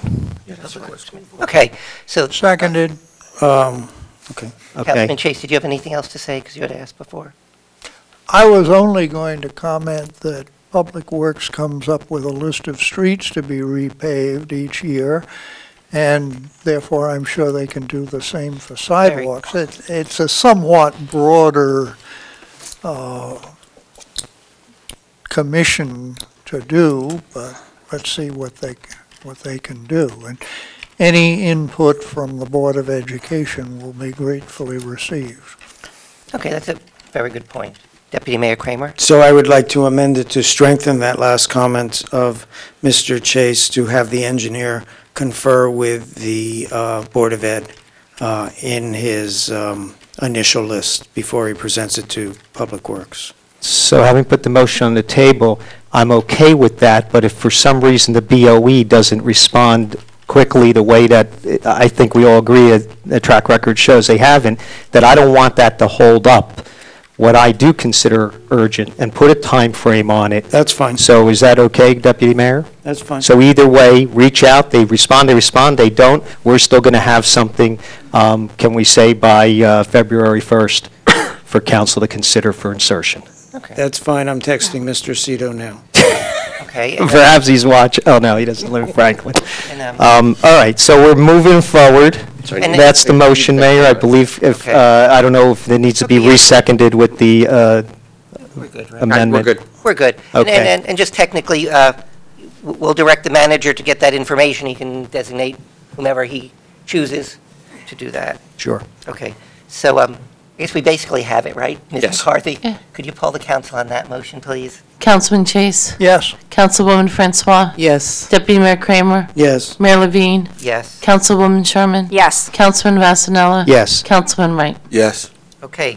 Motion is carried, and we are in the middle of council comments. Councilman Wright. Thank you to the two gentlemen. Thank you to the two gentlemen for coming up from the Sewage Authority. That's it. Okay, thank you. Councilman Ted Chase.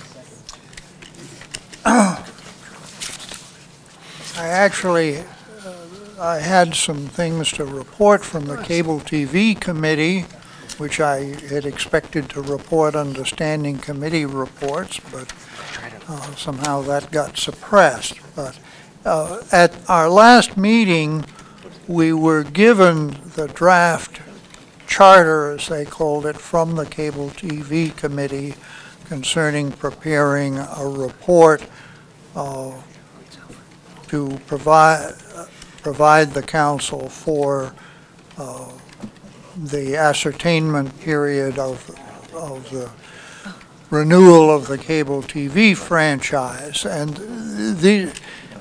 we didn't discuss that then because it had just come in our folder tonight. I feared that people had probably forgotten about it, so I asked the clerk to put the same thing in our folders tonight. The additions, the acting chair of the committee added were the date on which the draft municipal report will be given to council was inadvertently not mentioned in the opening paragraph of the charter. This date is July 1st, 2013. The list of stakeholders has been expanded to include all accredited charter and private schools in the township in accordance with the language in the certificate of approval. The role of the Cable TV Advisory Committee in the ascertainment phase of the franchise renewal process ends with their delivery of the draft municipal report on July 1st, 2013. CTAC will remain available to clarify anything in this draft which council finds unclear. CTAC does not expect, nor does it seek, to review or revise the final municipal report prior to council's filing it with the Office of Cable Television in December 2013. Fourth, CTAC respectfully requests that the council formally recognize that CTAC's role in the ascertainment phase will conclude upon delivery of the draft municipal report, and that such recognition will appear in the minutes of the council meeting at which the charter is accepted. In other words, once they hand it over, they don't want to see it again. They don't want it bounced back and forth.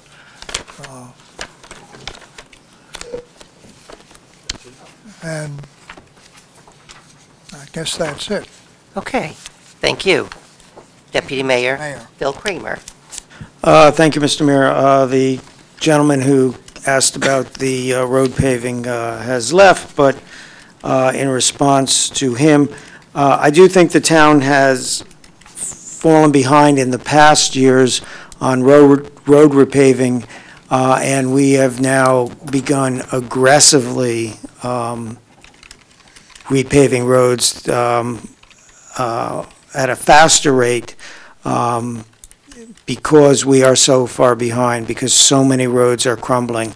What happened was, as our surplus started to dwindle, that was one of the first things that was scrapped, because if you don't pave roads for a year, no one notices. 2 years, no one notices. But as time went on, it became very noticeable.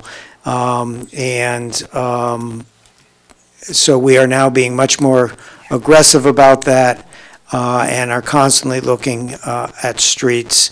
And we will be making a decision as to whether we will be slowing down streets slightly to allow for sidewalks soon, as those heard, or whether we will increase funding to keep street paving the same, or and add to sidewalks.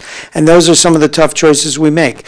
It kind of links into the sewage commission issue.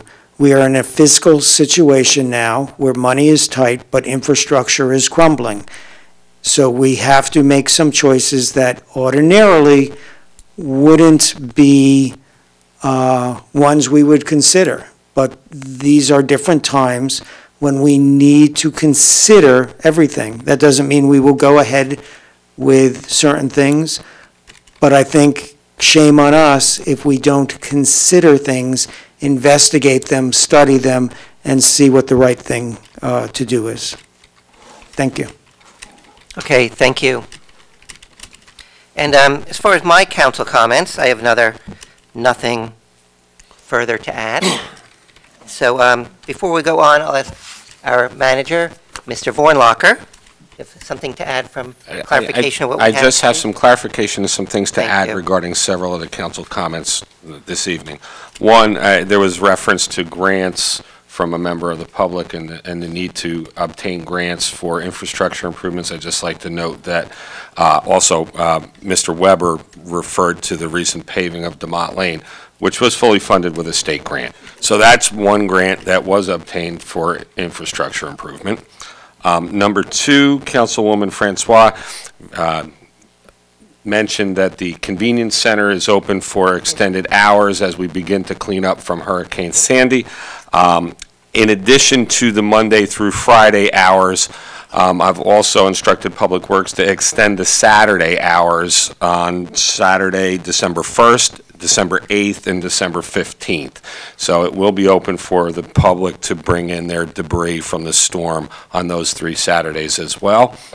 And third thing, on the sidewalk issue, not to belabor this, but I know that council is looking for a short list as a result of tonight's meeting. In a former life of mine, I did work with the Board of Education to develop a short list of those areas in need of sidewalks to facilitate children walking to school. So that was done by myself and Gary Piatek, who at that time was the transportation supervisor for the Board of Education. So there actually is a list. So that will not be a difficult task to perform by February 1st. And that's it. Okay. See, you should have mentioned that in your interview. It would have made things a lot faster. Okay. We now go to item number 11, which is council discussion items. The first is the proposed 2013 Township Council meeting schedule. It is in front of us. Does anyone need another look at it? And we could certainly decide this at the next meeting if you need more time to drink it in a little bit, or we can move to accept it. Mayor, question. Councilman Massanella? So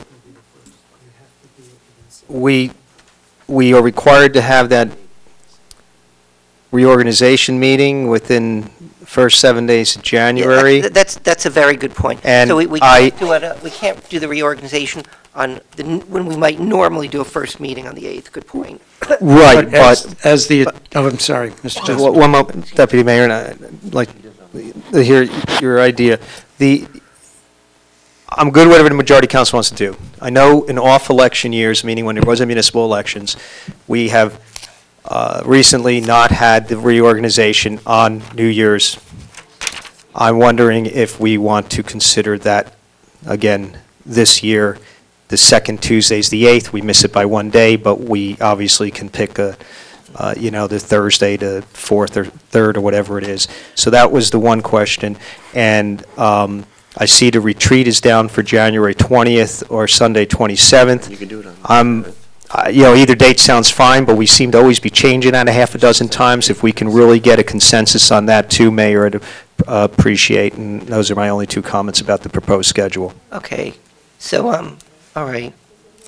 Right, so the reorganization could be the day before on the 7th?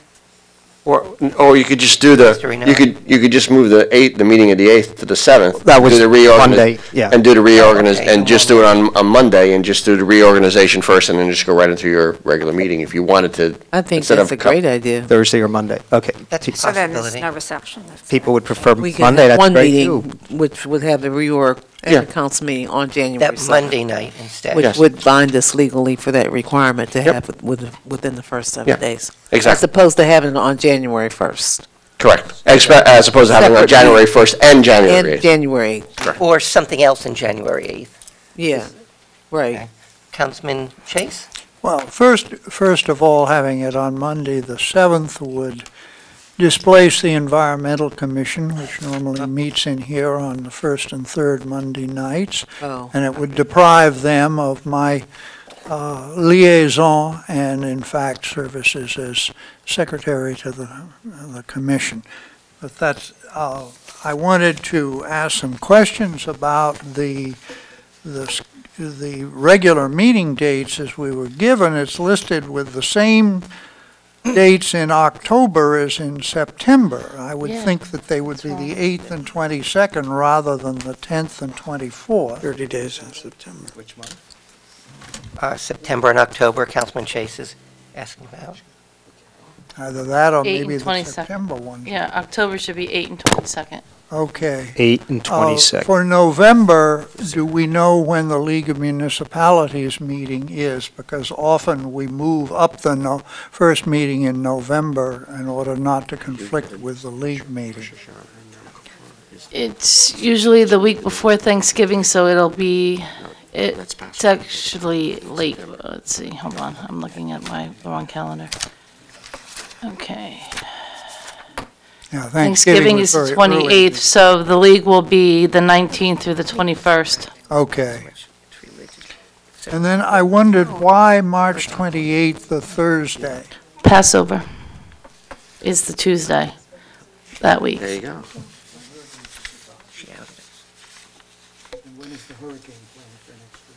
You I mean don't know. Passover begins on the Tuesday? It begins Monday night into Oh, Tuesday, I think. Tuesday. Okay. That's in, what day is that? What's the date? March 26th would be the Oh, Tuesday Passover, okay. for Got it. Passover. Got it, okay. Okay, so do you want to just do this next meeting? Is there, do you want to consider? Yeah, this is now? just for discussion, then I can prepare a That's right, we resolution need for a resolution. December. Okay, so am I getting, well, Councilman Chase, would you prefer we don't do it Monday? Is that what I was hearing? Okay. Councilman Mayor could propose something to okay. Councilman Chase? Well, I guess all the council. Well, if Could we consider that, and actually, I was just telling my colleague, I knew the Environmental Commission and the importance of it to you, and that's one reason I didn't mention Monday, I mentioned Thursday, quite honestly. So if we did Thursday, we can have a meeting Thursday, That's due to the reorg, Board of Thursday, the Adjustment. 3rd of January? yeah, what did you say it is? Board of Adjustment? I think that would be a Board of Adjustment Okay, meeting. I'm going to put it this way. If there's a day we can pick between the 2nd and the 7th that's amenable, and I try to please anybody here, a day, we can have the first meeting of the year that we have, we usually have on a second Tuesday, and do the reorg stuff, and basically have 2 meetings like we do and need to in January, whatever night the majority wants, just avoiding New Year's Eve, New Year's Day, and having it before the 8th. That's what I'm proposing. You pick, anybody pick the day. If we avoid holidays and weekends, we basically get the 2nd, the 3rd, and the 7th, Wednesday, Thursday, Monday. Yeah. You know, if you don't want to be here late on a Friday, which Well- I'm guessing you don't. Yeah, we could do, I can always miss an Environmental Commission meeting, or we could have that on the Tuesday instead of the Monday. Or Councilman, since they're probably going through the same process about publishing their meeting notices for next year, maybe we can ask them to maybe move their meeting to a different night to accommodate the council Oh, yeah. meeting for the 7th. Work out a trade. Yeah. We could trade them Thursday Yeah, and and I a have- game later. Now, there's one other consideration. Normally, we would have a planning board meeting on the first Wednesday. Council has to make a lot of appointments to the planning board because a number of the appointments are annual appointments. The planning board very likely would not be able to meet for lack of a quorum if the reorganization meeting of the council has not occurred and those appointments have not been made. So we can have Given the second. Given the infrequency Yeah. of planning board meetings in the last year, that's probably not a problem. Okay, let's go that route. then. Or could they meet on the 2nd Wednesday? Would that work? I can tell you the Leave it meeting up. date in a second, because they already have that one done. Good. So let me just pull up the directory. So we can have our reorg and our council meeting on January 2nd. Yeah. Well, that's what I believe is That- being proposed. right. And that's the Since Councilman Chase said that they can't meet until we have our appointments anyway for January. So Until that we fits do the that. criteria that I'm proposing simply between the 2nd and the 8th, so. And Councilman happy. Chase also said that they canceled several meetings due to, I guess, lack of things to do. Yeah. In case that could be. Yeah, but because there's not a lot going on, yeah. I think we have enough lead time to inform Mr. Healy and Mr. Dominack if there's a problem with a planning board meeting on the first Wednesday there, but. So Anne Marie, did you find out what they're planning for January, the first week? Actually, the planning board and the zoning board scheduled their meetings for the second week and not the first So week. then we can do Okay. January 2nd. They're both after the So 7th. we can do Tuesday or Wednesday?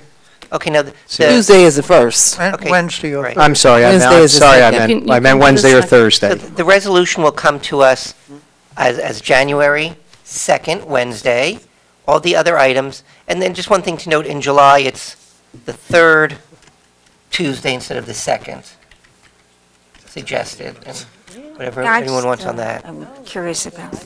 No, so we're really saying we're gonna have a reorg and our first council meeting It's gonna on be all January combined. 2nd, Yes, all the combined thing that into we had one no meeting. election. that's what Yes. we do on the off. Yes, I wanted to be clear on that motion. All right, Okay. Yeah. And then our second council meeting would be, Anne Marie, what day is that? In January? Yeah. In January, Then you wouldn't meet again until the 22nd. 22nd, and that'll be fine, right? Okay. So what's the date we're looking at? The okay. second? So look at the second. And again, just leave July like it is, because it's a shift from what we normally do. I'll just read The it. third Tuesday instead of the second. No problems? Okay.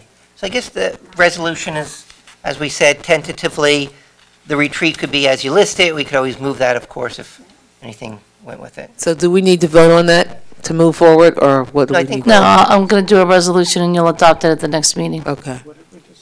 Okay. Okay, so we'll see a resolution about that next meeting. Okay, very good.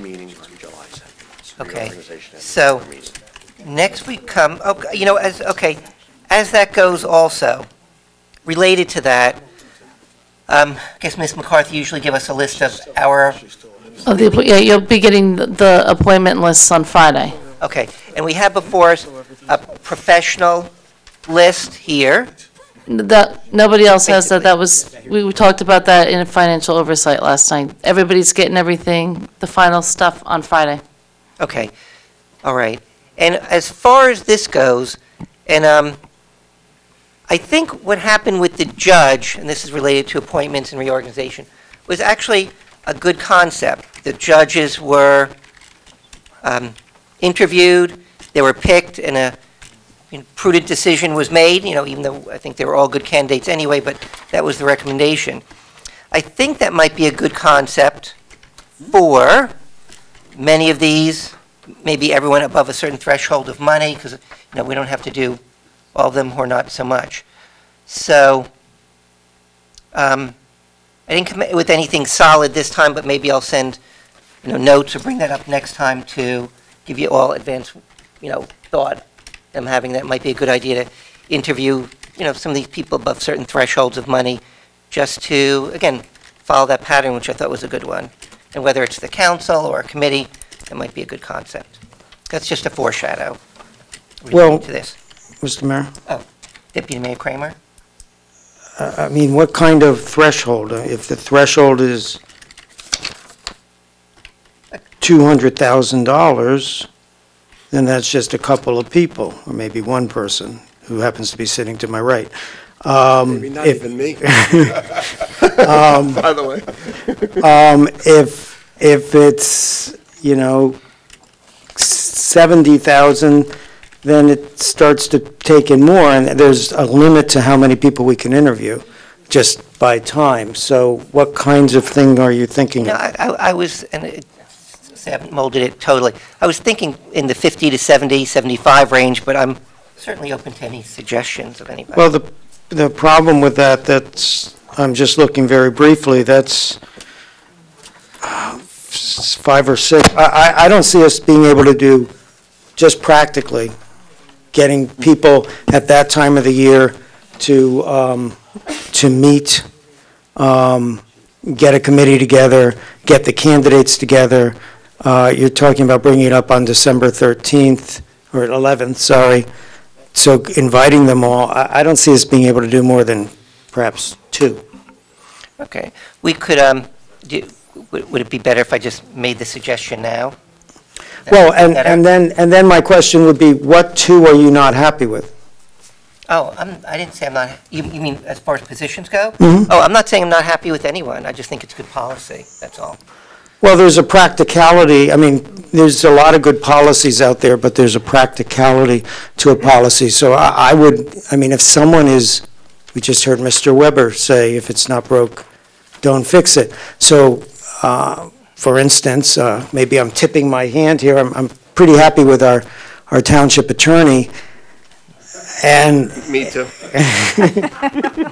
and, you know, I'm not sure I would want to go through the exercise of interviewing him and others. I mean, maybe I can only speak for myself. So I would want to really restrict it to an area where we're not particularly happy. Otherwise, I mean, otherwise, it's a nice practice, but practically it doesn't work that well. Can I make a recommendation? Yeah, Councilwoman. Perhaps you two can work offline what you think the best proposal will be for this threshold and process Okay. that, you know, because I think we might, it doesn't sound like there's been enough thought put into the process yet. You're right, no need to do it here. Maybe Yeah. anyone who wants to get together, just look at it quickly, bring something back. Yeah, We can have, put that you know, together. that's what it comes down to. Mayor, Council. yeah, I don't have the list that you have tonight, but Actually, I don't have believe, that one either. okay, I believe you mentioned something about 50, 75, and I know you haven't had time to flush it out, but Yeah. I believe most of our appointments for attorneys and professional appointments you're talking about are more in the neighborhood of 25, 30,000 if we're talking about prosecutors and judges and public defenders and whatnot. Obviously, our township attorney, much more because of the amount of work. But I'm not here to yay or nay the process right now. I'm absorbing what you're saying and Deputy Mayor is saying, but I just wanted to clarify that. So if we're looking at a review, you know, the dozen or so you have there, take a look at the salary ranges that you're concerned about. And, you know, and there is also, I believe, the option to do a holdover appointment, which means, or holdover to where if, you know, we may want to consider somebody else or interviewing, you can have the person just continue their contract on a month-to-month basis. You know. So Councilman Benson, sounds like you have some input into the process. Well, I was so just you trying to give wanna some take facts to that- help it, but Take the we can whole- talk offline, as Councilwoman Francois said, that's a and good come to a consensus, Councilwoman Mayor. I just want to Francois. throw out some facts, as Mr. Deputy Mayor said, there are some practical components, but we still can possibly do something. Let's Yeah, I think that's a vet- good vet out the suggestion, process, Francois, yeah. so you get something more comprehensive. So just one other point to add. Yes. The rest of council doesn't, I think this was something, a list that was distributed to financial oversight. Could we distribute this list to all of council? I think the manager put this together, or who put it together? Actually, the clerk put it Anne Marie together. Cope. It's her, There you work list. I knew one of our So fine, we could She could certainly have send it to us. distributed. all of council, and via it's email. actually a great list to put on the website. I think people would be interested in seeing this. No. Why not? This is all public Township information. attorney, well, let him make that decision. I don't know what the list is. It had salaries on there. Yeah, which is all public information. Yeah, those are contracts we approve in Yeah, public sector. they're just which areas do we give contracts to? Whatever the attorney says is fine with me. There- Why don't I'm just running through it right now. Why don't we take a look at it? I just want to make sure we're dealing with something that's accurate I and, don't have a dog in that fight. Okay. Yeah, we don't have to decide that now, but Right. that's a concept, certainly. Okay. All right, so we'll go on to the next one? Yes. Okay, and some people have been waiting for it. 11B, Sewerage Authority. Deputy Mayor Kramer? No, I won't. Yes, Sewage Authority. So this is something that has been talked about quite a bit, kind of hinted at strongly, and that's the concept of absorbing the Sewage Authority.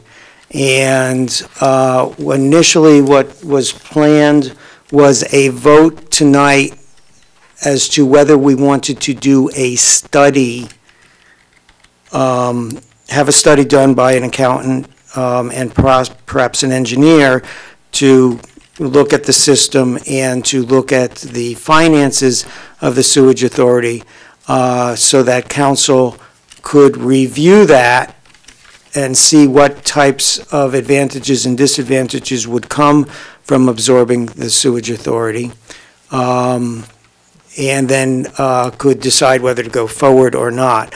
It was raised to me that the idea of a study is still a bit vague, so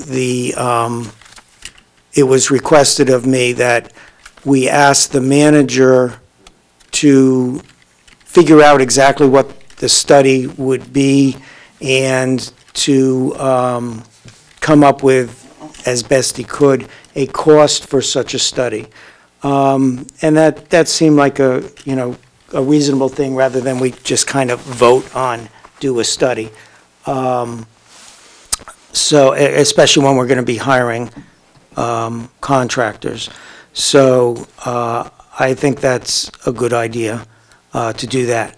So let's make it clear. We are not asking him to put something together so that at the next meeting we will vote on whether to absorb the sewage authority or not. This is 5 steps, 10 steps down the road from that. This is just beginning to do the due diligence of looking to see if that is a smart idea or not.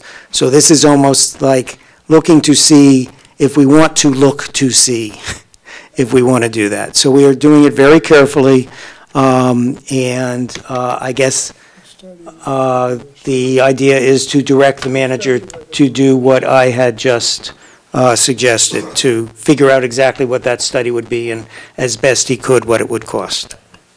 If that needs to be a motion, that's a motion. Okay, to direct the manager to, as you said. Is there a second to the motion? Second. I thought we were having a discussion about this. Now you can have your discussion. Oh, okay. Yeah. Okay, no one's calling the vote. Yeah. Okay, so Right. It's right. I I mean, we're not. have some comments, but I'll yield to, I know there's probably plenty of people want to chime in. You could discuss the merits of absorbing it, but right now, the real issue is, should we get the information? Right. Well, again, Go ahead, Councilman Vastanella. Oh, yeah, basically, there's a lot of comments made about, we have to look, we should be looking at everything. Just my own personal opinion, having dealt with the sewer commission. I built a house in this town and dealt with all the details like that. And real quickly, I was treated in ways that I would hope we would treat everyone, and all our departments would treat people. The executive director came in, invited me in his office, explained it was phenomenal. I think our sewage commission is absolutely doing an outrageous job. That being said, in recent years, Mr. Sokolowski, who served this town for decades, is retired. We have a new person. I don't know her. She may be doing great.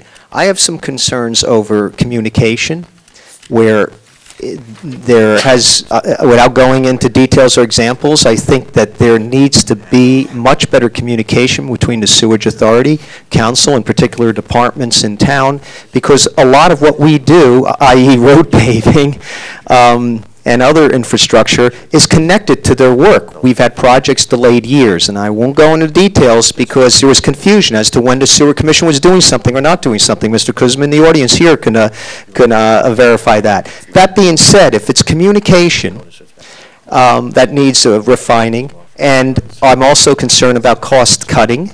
I think there's ways, not going to get into tonight, for cost cutting.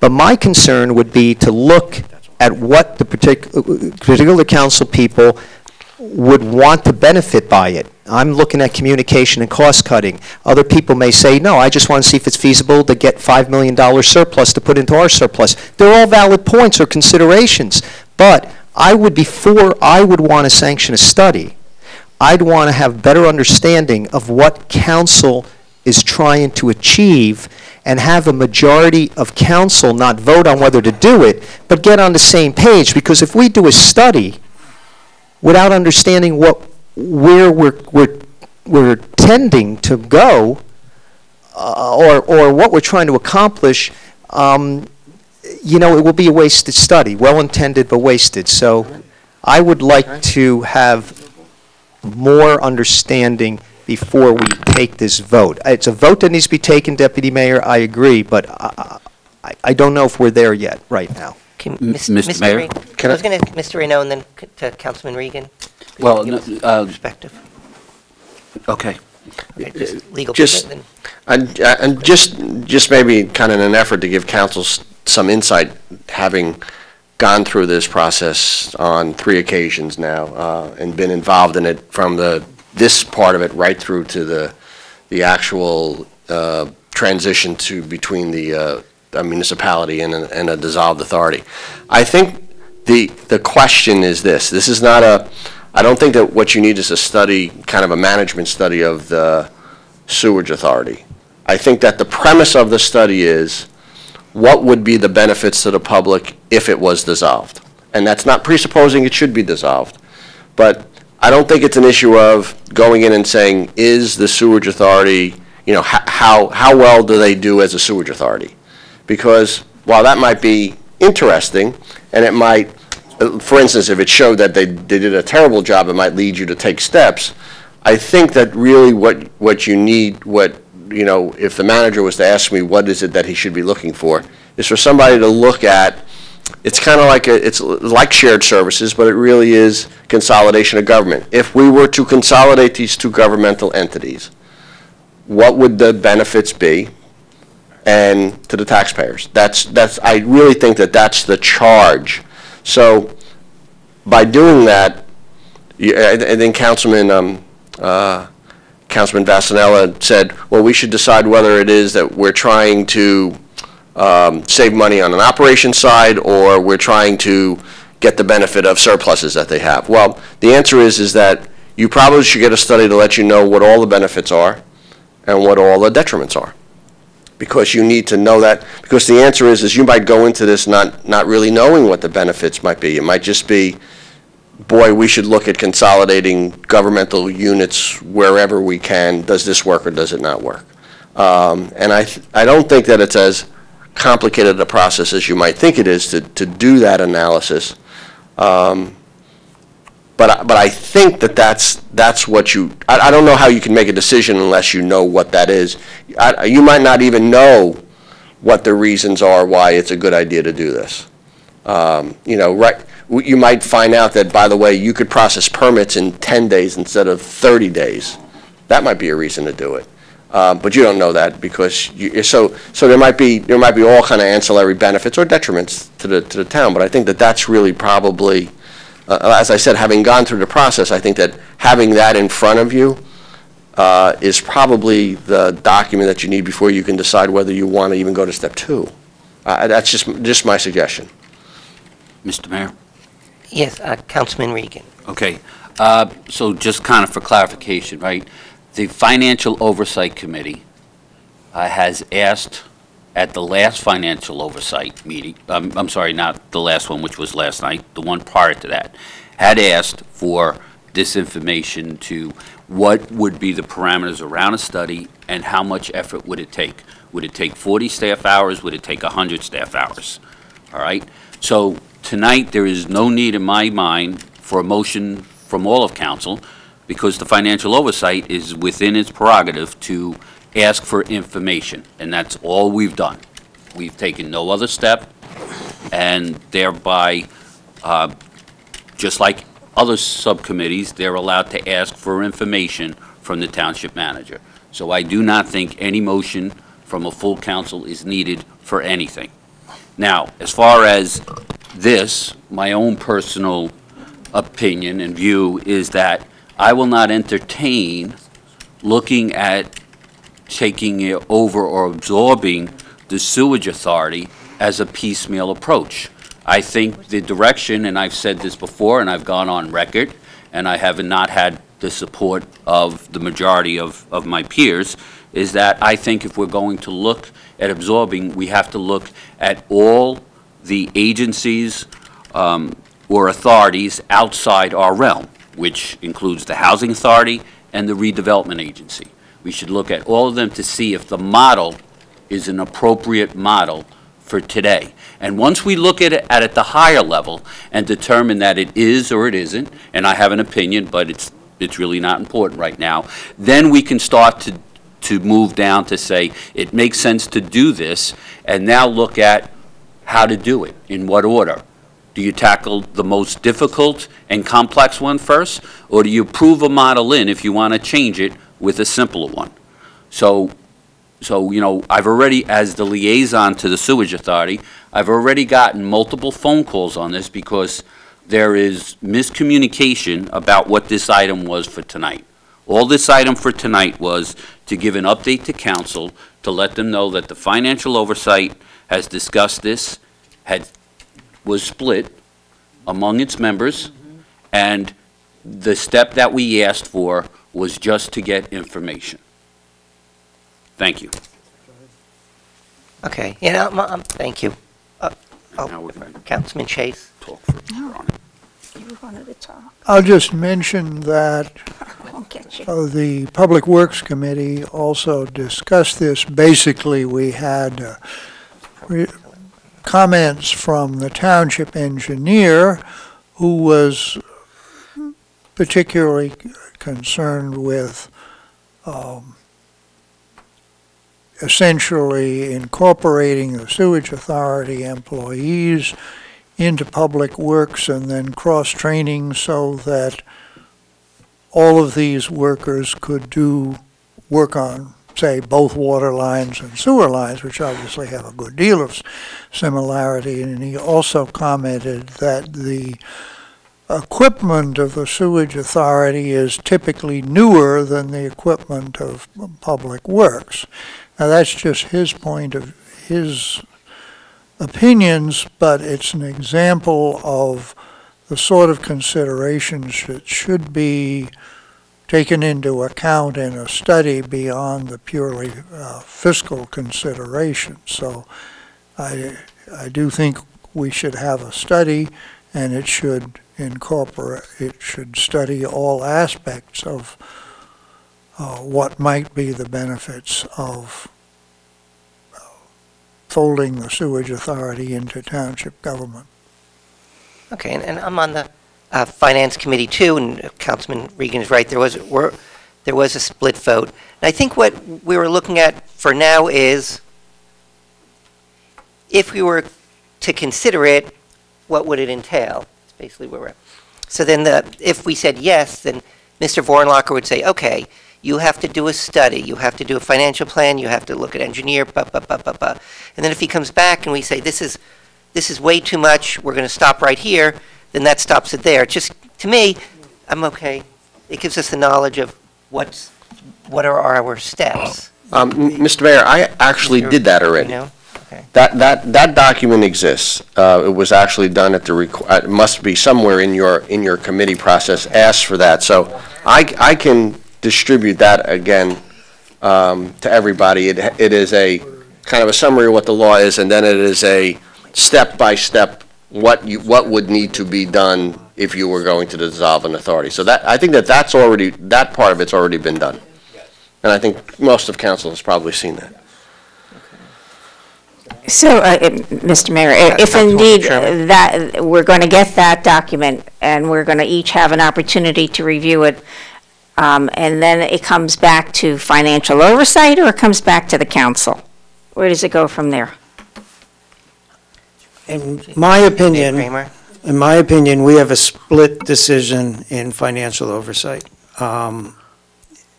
And to be honest, I think people are fairly entrenched. With all respect to my esteemed members there, I disagree. I do not recall that being the split, that we were going to collect more of this. I think the township attorney really explained that what we need is a study to let us know what the benefits are and what the detriments are. If we don't get that study, then we have made the decision, since we can't go forward without that study, then we have made the decision to not go forward without the benefit of information.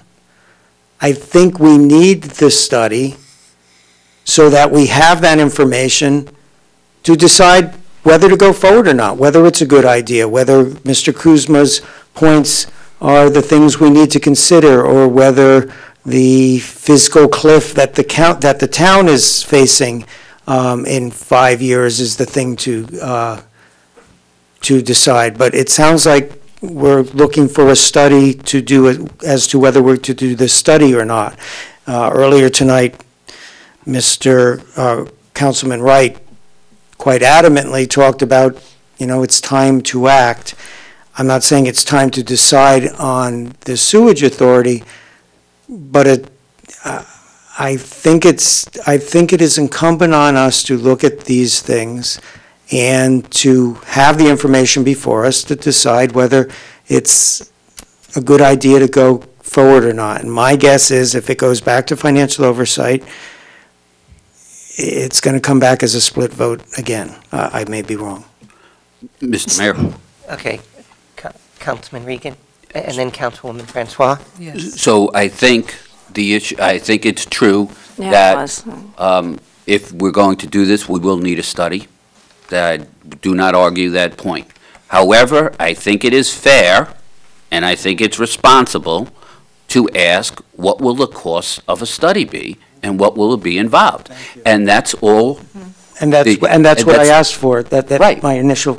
Yes, and that's what we're waiting for. Then we're in agreement. At the meeting previous, at two Financial Oversight Committee meetings ago, that's what we asked for. Now, it seems like myself and Councilwoman Francois' I haven't had a chance to say anything. View, that our view of what we asked for at that meeting is different than other people's views. So I'm not going to argue about, who said what or what we agreed to, because it's clear that the appropriate action item wasn't taken down regardless of what the action item was. So I'm not debating what was taken at this point, because it doesn't add any value to the discussion. So I think what is currently in place or in the queue is that the township manager, based upon who he feels and his staff is going to do this, is going to present at the next Financial Oversight Committee meeting an estimate of what a study would approximately cost in hours, staff hours, 40 staff hours, 100 staff hours, and the scope of that study. And I think that's fair. So I will defer now to Councilwoman Friend. And I certainly don't want to repeat what you said, because I think you summed it up very, very eloquently. Yes, we did have a split, and although the township attorney has done this before, he's very, very clear on what needs to be done. We weren't very clear, even though you wrote a memo. You may have an understanding of the process, but I like to begin with the end in mind. And the scope of what we're trying to accomplish and why we're trying to accomplish it was not clear. There were some members of the Finance Oversight Subcommittee had some numbers in their head that felt like we were approaching our fiscal cliff, and since we're about to approach that cliff, maybe we can use some money from the surplus, that type of thing. Others of us were saying, well, we're not, me personally, I don't think it's broke, so why fix it? But I think there were other people that were talking about potentially there may be some operational efficiencies, some, process improvements that we might gain from that. It wasn't really clear, are we going to go out for our RFP? If we're going to commission a study, are we going to have our staff do it? And we wanted to do some more fact-finding about the process itself, the scope of the actual study itself, and then once we had our ducks lined up in a row, we could come to the full body of the council and say, here's what we're recommending to do to go forward, or maybe based on that, we don't recommend we go forward for now. There was other conversation that came up, and no disrespect to the township manager, but I know I also had a concern that we have a new manager, and I thought that there was some timing issue associated with that, and to give him some time to get on board and get his feet planted firmly on the ground. So it was also a timing issue for me as well. I also mentioned that we have some of the lowest rates in the state of New Jersey. We definitely do have a good sewage authority, and so I'm just not really clear on what the expected outcome. Most people don't commission studies unless they know what they're looking for, and so I think that's why we kind of felt like we needed to wait and get a better understanding of what we were proposing to go forward with, and that's my 2 cents. Okay. So did want to encapsulate? So where are we? So, I mean, I think I'm more in agreement than in disagreement with that end of the bench. That basically, yeah, go ahead, let the manager gather the data. He'll present it on the 10th to financial oversight and 11th on to the full council. That's fine with me. And the manager may say, my staff does not have the time to do this. Well, I think what the manager is going to say is, you have not yet defined for me exactly what you want me to present. A staff member did make a presentation to several committees, including Finance Oversight, as to what staff members felt were the benefits of absorbing the authority by the township. As far as detriments are concerned, I don't know that any staff member is particularly suited to do that, and I felt that the instruction that came out of Finance Oversight was to determine if there was in fact an engineering firm or an auditor or something along those lines to determine what the benefits would be to absorbing the authority by the township, both from a financial and an operational standpoint. If that's the case, then we need to go outside the township staff to do that. If that's my instruction, I will attempt to get a cost for that particular type of study. But that's what it sounds like. If it is a benefit versus detriment, I think that needs to be done by some independent investigator, for lack of a better term, to determine what those benefits and detriments are. So if that's my instruction, I will then, for the December 10th Finance Oversight Committee meeting, have a general cost for a study such as that. Is that my charge? That sounds great to me. Fine.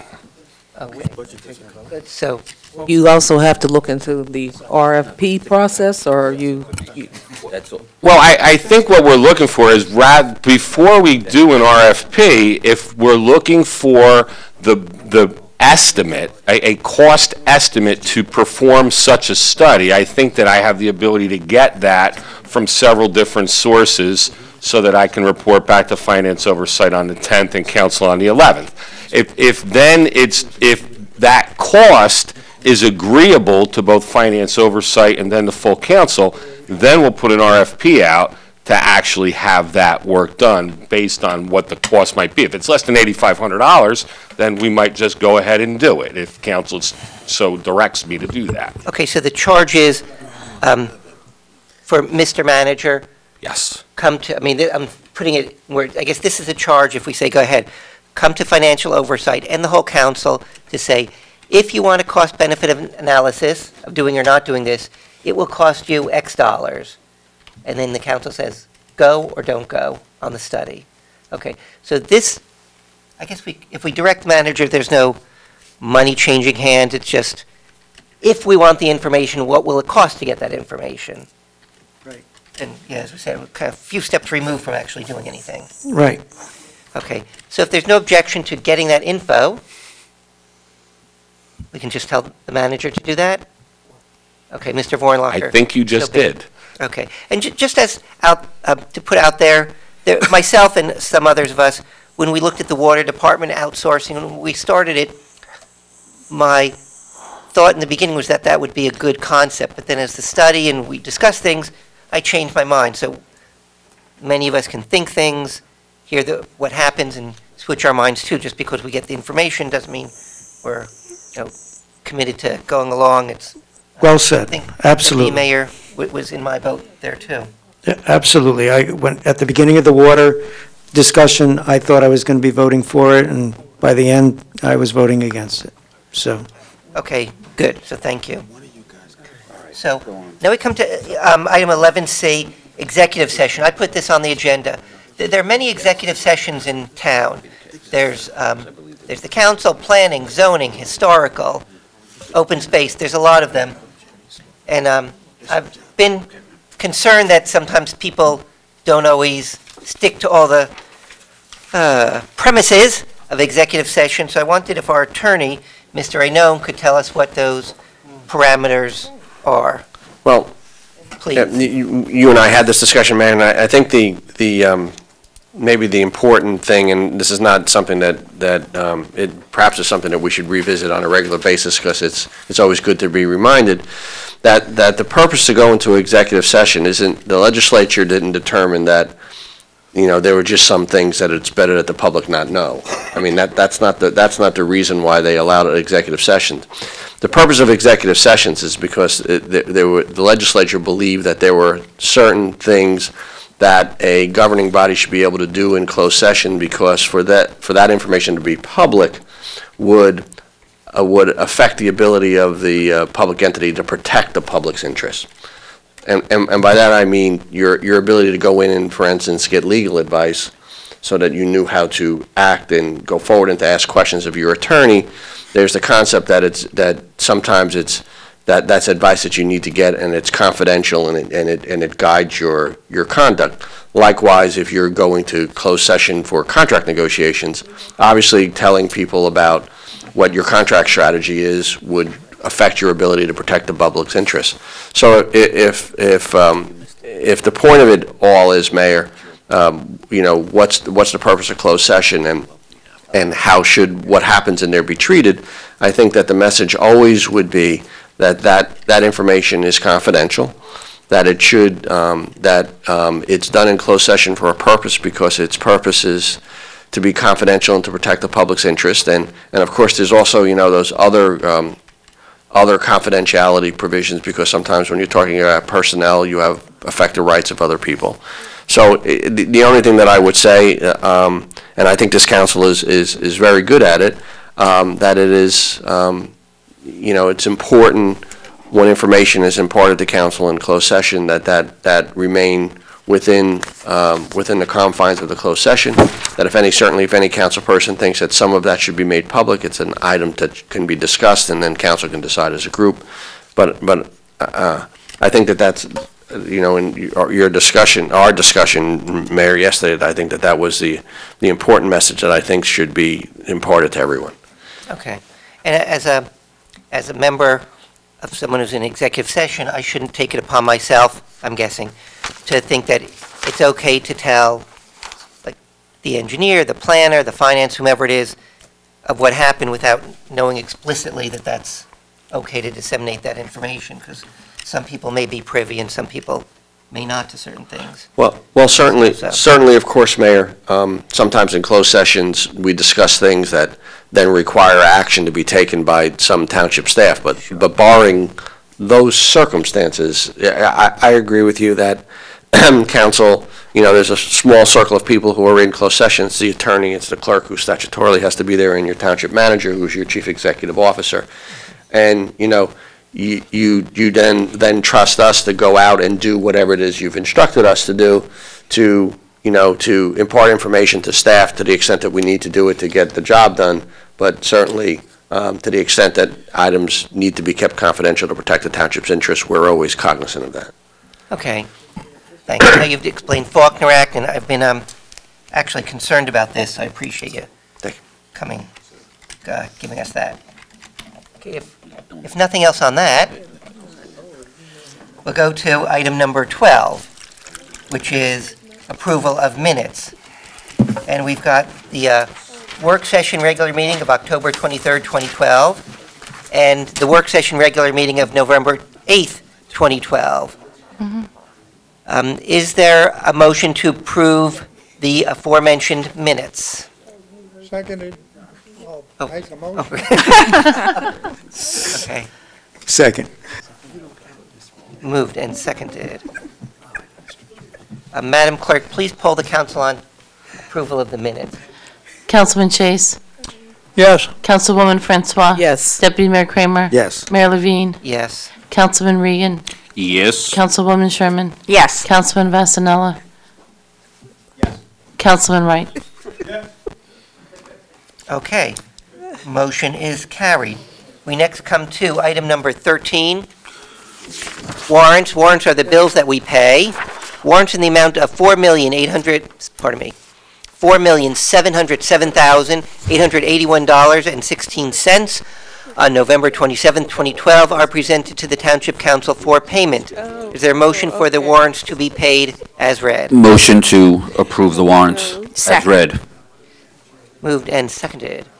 Madam Clerk, please poll the council on payment of the warrants. Unbelievable. Councilman Chase? Yes. Councilwoman Francois? Yes. Deputy Mayor Kramer? Yes. Mayor Levine? Yes. Councilman Regan? Yes. Councilwoman Sherman? Yes. Councilman Vasanella? Councilman Wright? Okay. Motion carries.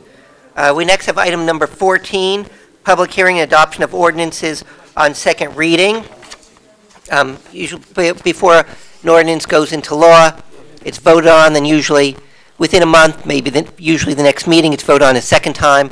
When it's voted on a second time and passed, it goes into law, and at that second vote, it's open to the public to discuss those ordinances, and there are none of those for second reading tonight. And so we have item number 15, ordinances on introduction and first reading. The first of these is item 15A on the agenda, ordinance 3997-12. It's an ordinance amending the municipal code of the Township of Franklin, Somerset County, State of New Jersey, more particularly Chapter 58 Redevelopment Agency, Section 58-3 Executive Director. And now in our ordinance for the Redevelopment Agency, it says the Township Manager will be the Executive Director. This lets it be the Township Manager or designee, and that'd be the change. There I am.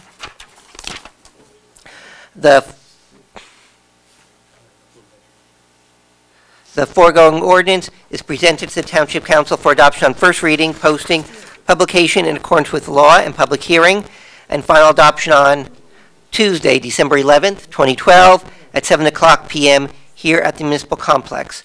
Is there a motion to introduce? So moved. Seconded. Okay. Do I have that number right, 399712? Ms. McCarthy? Yes. Yes. Thank you. Okay, moved and seconded. Ms. McCarthy, could you please poll the council on item 15A, ordinance 3997-12, please? Councilman Chase? Yes. Councilwoman Francois? Yes. Deputy Mayor Kramer? Yes. Mayor Levine? Yes. Councilman Regan? Yes. Councilwoman Sherman? Yes. Councilman Vasanella? Councilman Wright? Okay, motion is carried. Next, we have item 15B, ordinance 3998-12. It's an ordinance amending the municipal code of the Township of Franklin, County of Somerset, State of New Jersey, more particularly, Chapter 58, more particularly, Chapter 115, Dogs and Other Animals. I'm on the right one, Ms. McCarthy? Yes. Thank you. Adding new Article 5, licensing of kennel, pet shop, shelter, pound. Basically, the state law says a municipality must license pets and kennels, and this puts in our code, so we are following the state statute. The foregoing ordinance is presented to the Township Council for adoption on first reading, posting, publication in accordance with law, and public hearing, and final adoption on Tuesday, December 11th, 2012, at 7 o'clock p.m. at the Municipal Complex.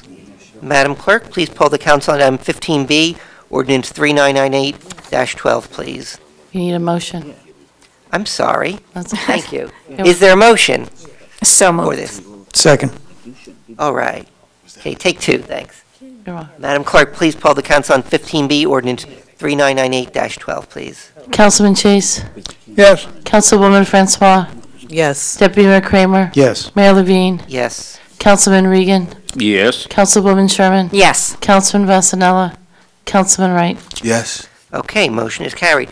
We have the final of our ordinance introductions, 15C, on the agenda, ordinance 3999-12. An ordinance amending the municipal code of the Township of Franklin, County of Somerset, State of New Jersey, more particularly, Chapter 350, taxi cabs and limousines.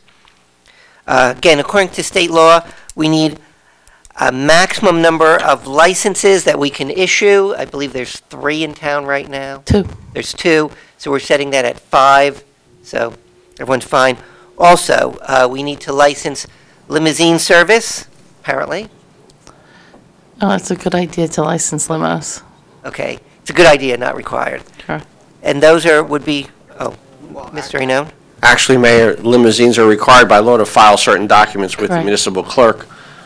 This allows us to establish a fee to cover the cost that, in the clerk's office for those services. But Correct. limousines are required by law to file certain documents with the municipality. Okay. And Ms. McCarthy, I believe it's a minimal fee, like $25, something like that? That was the pet, you're thinking of the kennels in the pet shop. Kennels is Yeah. 25. limousines were $250. They both have 4 appendages there. Okay, I get them confused. It's by the weight. Okay, right. So the foregoing ordinance is presented to the Township Council for adoption on first reading, posting, publication in accordance with law, and public hearing and final adoption on Tuesday, December 11th, 2012, at 7 o'clock p.m. here at the Municipal Complex. Is there a motion to introduce? So moved. Second. Moved and seconded. Actually, it's a bargain, because a limo might have, say, 200 horsepower, so. Oh, so, okay, that's 25 times 12, it's easier. Okay. For like either this time or for next week, That's what I meant, I think. pardon me, next month, we discussed years ago, the amount of insurance required by taxis and such as that, and I just wanted to know if those were the same or if they changed, Okay, yeah. and where we are compared to others. Right, yeah, I got it. I didn't make any changes, but we're compliant with what the state statute allows us to. Okay. All right. Okay. So, Ms. McCarthy, please poll the council on item 15C, ordinance 3999-12, please. Councilman Chase? Yes. Councilwoman Francois? Yes. Deputy Mayor Kramer? Yes. Mayor Levine? Yes. Councilman Regan? Yes. Councilwoman Sherman? Yes. Councilman Vasanella? Councilman Wright? Yes. Okay. Motion is carried. Next, we have our consent agenda. Item 16A through Q. It was originally through R, if you looked on the weekend, but one has come off. Consent agenda are items which are basically of a routine nature that can be voted on at one time. It's any council person's prerogative to certainly discuss the items or take it for a separate vote.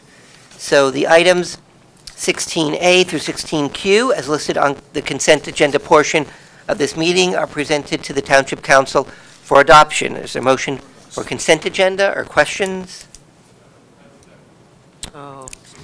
I move that we accept the consent agenda as stated. In a second? Any? Second. Okay, moved and second. Okay. Ms. McCarthy, please poll the council on the consent agenda. Councilman Chase? Yes. Councilwoman Francois? Yes. Deputy Mayor Kramer? Yes. Mayor Levine? Yes. Councilman Regan? Yes. Councilwoman Sherman? Yes. Councilman Vasanella? Councilman Wright? Yes. Okay, motion is carried. We now have item 17, resolutions to be voted on separately. We've got A and B. I'll take them together in case someone wants to split them. Resolution 12-561, which is 17A on the agenda, is to authorize the extension of water bill payments that went from their due at the end of October due to the hurricane. It was extended to November 9th due to Hurricane Sandy. And 17B, Resolution 12-562, authorize Hurricane Sandy worksite contract agreement with Somerset County. Mr. Mayor. Yes. So Deputy Mayor Kramer. on 12-561, which is item A, I asked for this. There were a few people, not that many, that had been fined a late fee for paying their water bill a little late right after Sandy. And I just thought with all the hardship going on and people in near survival mode, maybe getting in on time to pay their water bill wasn't the highest appropriate priority. So I thought we just would cut them a little slack and extend that a week, just as the governor has extended property taxes sometime. So I move that. Okay, that's motion for both of them. And second? Actually, there's three. What, I was a motion for one, where they're to be voted on separately, aren't they? Actually, you could vote on them all as a small, I think they're all related, if I'm correct. But you can take them one at a time, maybe that's the easiest way to do it. So I'm moving the first one. Okay. 17. Motion on the first, 17A. 17A, Resolution 12-561. Is there a second? Seconded. Okay, moved and seconded. Ms. McCarthy, please poll the council on 17A, Resolution 12-561, please. Councilman Chase? Yes. Councilwoman Francois? Yes. Deputy Mayor Kramer? Yes. Mayor Levine? Yes. Councilman Regan? Yes. Councilwoman Sherman? Yes. Councilman Vasanella? Yes. Councilman Wright? Yes. Okay, motion is carried. We next have Resolution 12-562, item 17B. Is there a motion for this item? So Any moved, thought? Mayor. Okay, Second. moved and seconded, and again, that's authorizing Hurricane Sandy worksite contract agreement with Somerset County. Madam Clerk, please poll the council on item 17B, ordinance 12-562, please. Councilman Chase? Yes. Councilwoman Francois? I said yes. Okay, Deputy Mayor Kramer? Yes. Mayor Levine? Yes. Councilman Regan? Yes. Councilwoman Sherman? Yes. Councilman Vasanella? Yes. Councilman Wright? Yes. Okay, motion is carried. Next, we have item 18, old business, board and commission appointments. Excuse me, we have Resolution 12-563. Proposing. Oh, that's that's on the new 2H. one, too. It's a new one, Mayor. Pardon me, I was One more looking at left. my... Or separate. Okay, thank you. Okay, sorry. Resolution to be voted on separately, thank you, Councilman Chase. 12-563, resolution opposing S2 and A1171. Is, Councilman Chase, did you want to... This is something I suggested putting on at this point on the agenda. We got very concerned messages from the League of Municipalities and asking that action be taken as soon as possible. I don't know that we are likely to be directly affected by whether or not these bills pass. I don't, because our merging with another town doesn't seem too likely, but I thought that there are a number of aspects of this bill that seem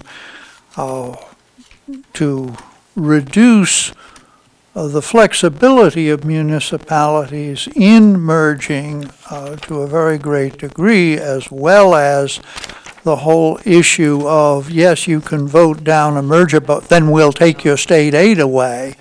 I think, that aspect of compulsion is particularly bad, and apparently these amendments that were introduced in committee made this bill even worse. I don't think we pay enough attention to the League of Municipalities' requests for resolutions of support or opposition to bills in the legislature. I thought I would ask to put this one before the council to approve or not as they choose. Okay, so is the main thrust, because I'm not actually familiar, that if municipalities, gathering from what you said, vote down a merger, their state aid could or would be taken away? That is the basic reason why the League of Municipalities is against it, but they complain that, for instance, the amendments would now require that any non-civil service municipality which has a shared service agreement with a civil service municipality serving as the lead agency be brought into the civil service system, thus expanding the civil service system. I mean, that's,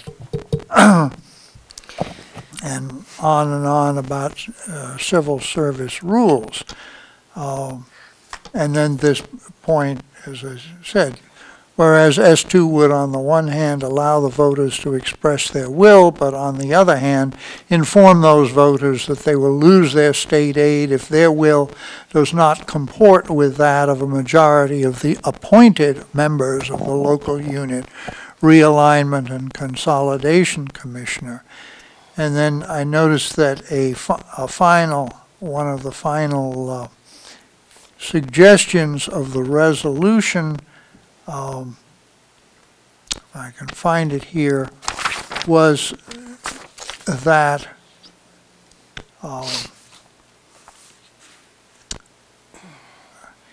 be it further resolved that S2A1 1171 be reviewed by the Red Tape Review Commission, which has tirelessly worked to remove government hurdles, and the Civil Service Commission before the bill proceeds to ensure that the proposed amendments do not create additional civil service burdens and hurdles that further impede shared services and drive up cost. So those are just some of the aspects in the whole resolution, aspects of the bill which the resolution opposes. So, our township attorney, Francois? can our township attorney summarize that in 3 sentences? Yes, there's actually two provisions of the amendments that were troubling to everybody. The first is that it would prevent who you could, as a non-civil service municipality, partner with in shared services arrangements, because you would be at risk to becoming a civil service municipality, which is a costly and endeavor for your municipality and would make you subject to all kinds of rules that you would not want to be subject to. So it's an impediment to that. The second thing is that they're starting to introduce the concept that a state committee could suggest to you a shared services arrangement that if you rejected that shared services arrangement, that the state could then penalize you in state aid. So it would begin, the concept of essentially forced consolidation or forced sharing of services between municipalities. Probably that part of the bill isn't as effective to Franklin unless it said, Franklin should now take over South Bound Brooks Police Department, and you said you didn't want to do it and they reduced your state aid. That's where it would be troubling. Municipalities of Franklin's size probably won't be forced to consolidate with people. It's small. That really isn't effective. Smaller municipalities. But it's a concept that's troubling to people. So those are the two issues. Okay. Mayor? Yes, Councilman Vasanella.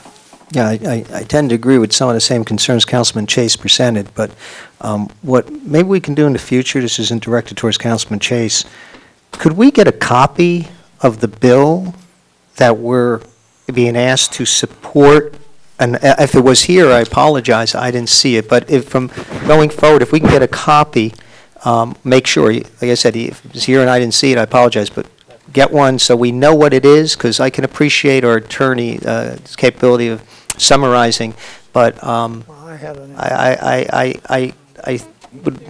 would just, in the future, like to get, okay, you got it. You can always get a copy of the bill by going to the legislature's website. Yeah, no, I know, I'm just saying, if it's not too much of a burden to the clerk when we're getting these sent, because they are important, they affected. Councilwoman Sherman saying she saw, she read it. Did you send that? I didn't see it. I sent an email. We got the resolution through email, and And it was a separate thing with that, okay. I considered putting it on.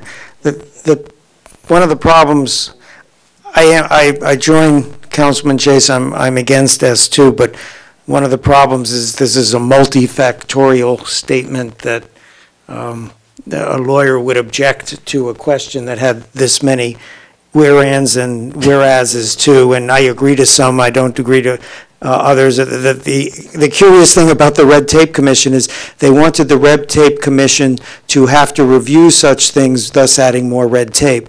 So it was, but I So I'm going to vote for this, but I do want to say I don't agree with every clause of this. Just also point that out, that in every bill, there's always going to be some things we don't like, and I think we all grit our teeth sometime, whether it's an ordinance or a bill, well, we don't vote on it, but we'll support or not support them.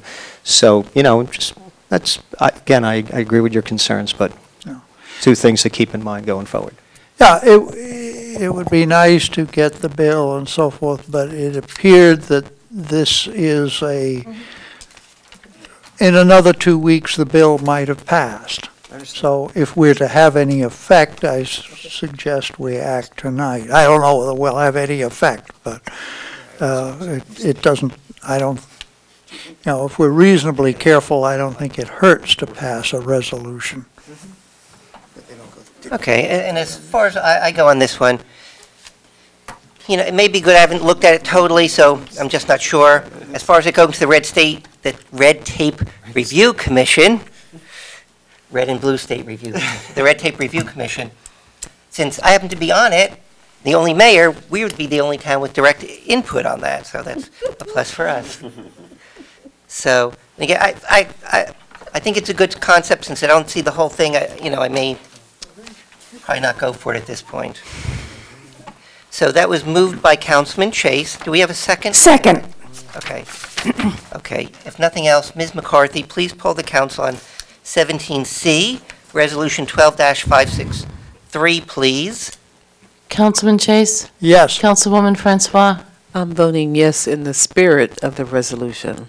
Not that I understand everything that's involved. Yes. Deputy Mayor Kramer? I'm voting yes in the spirit, but I understand every word.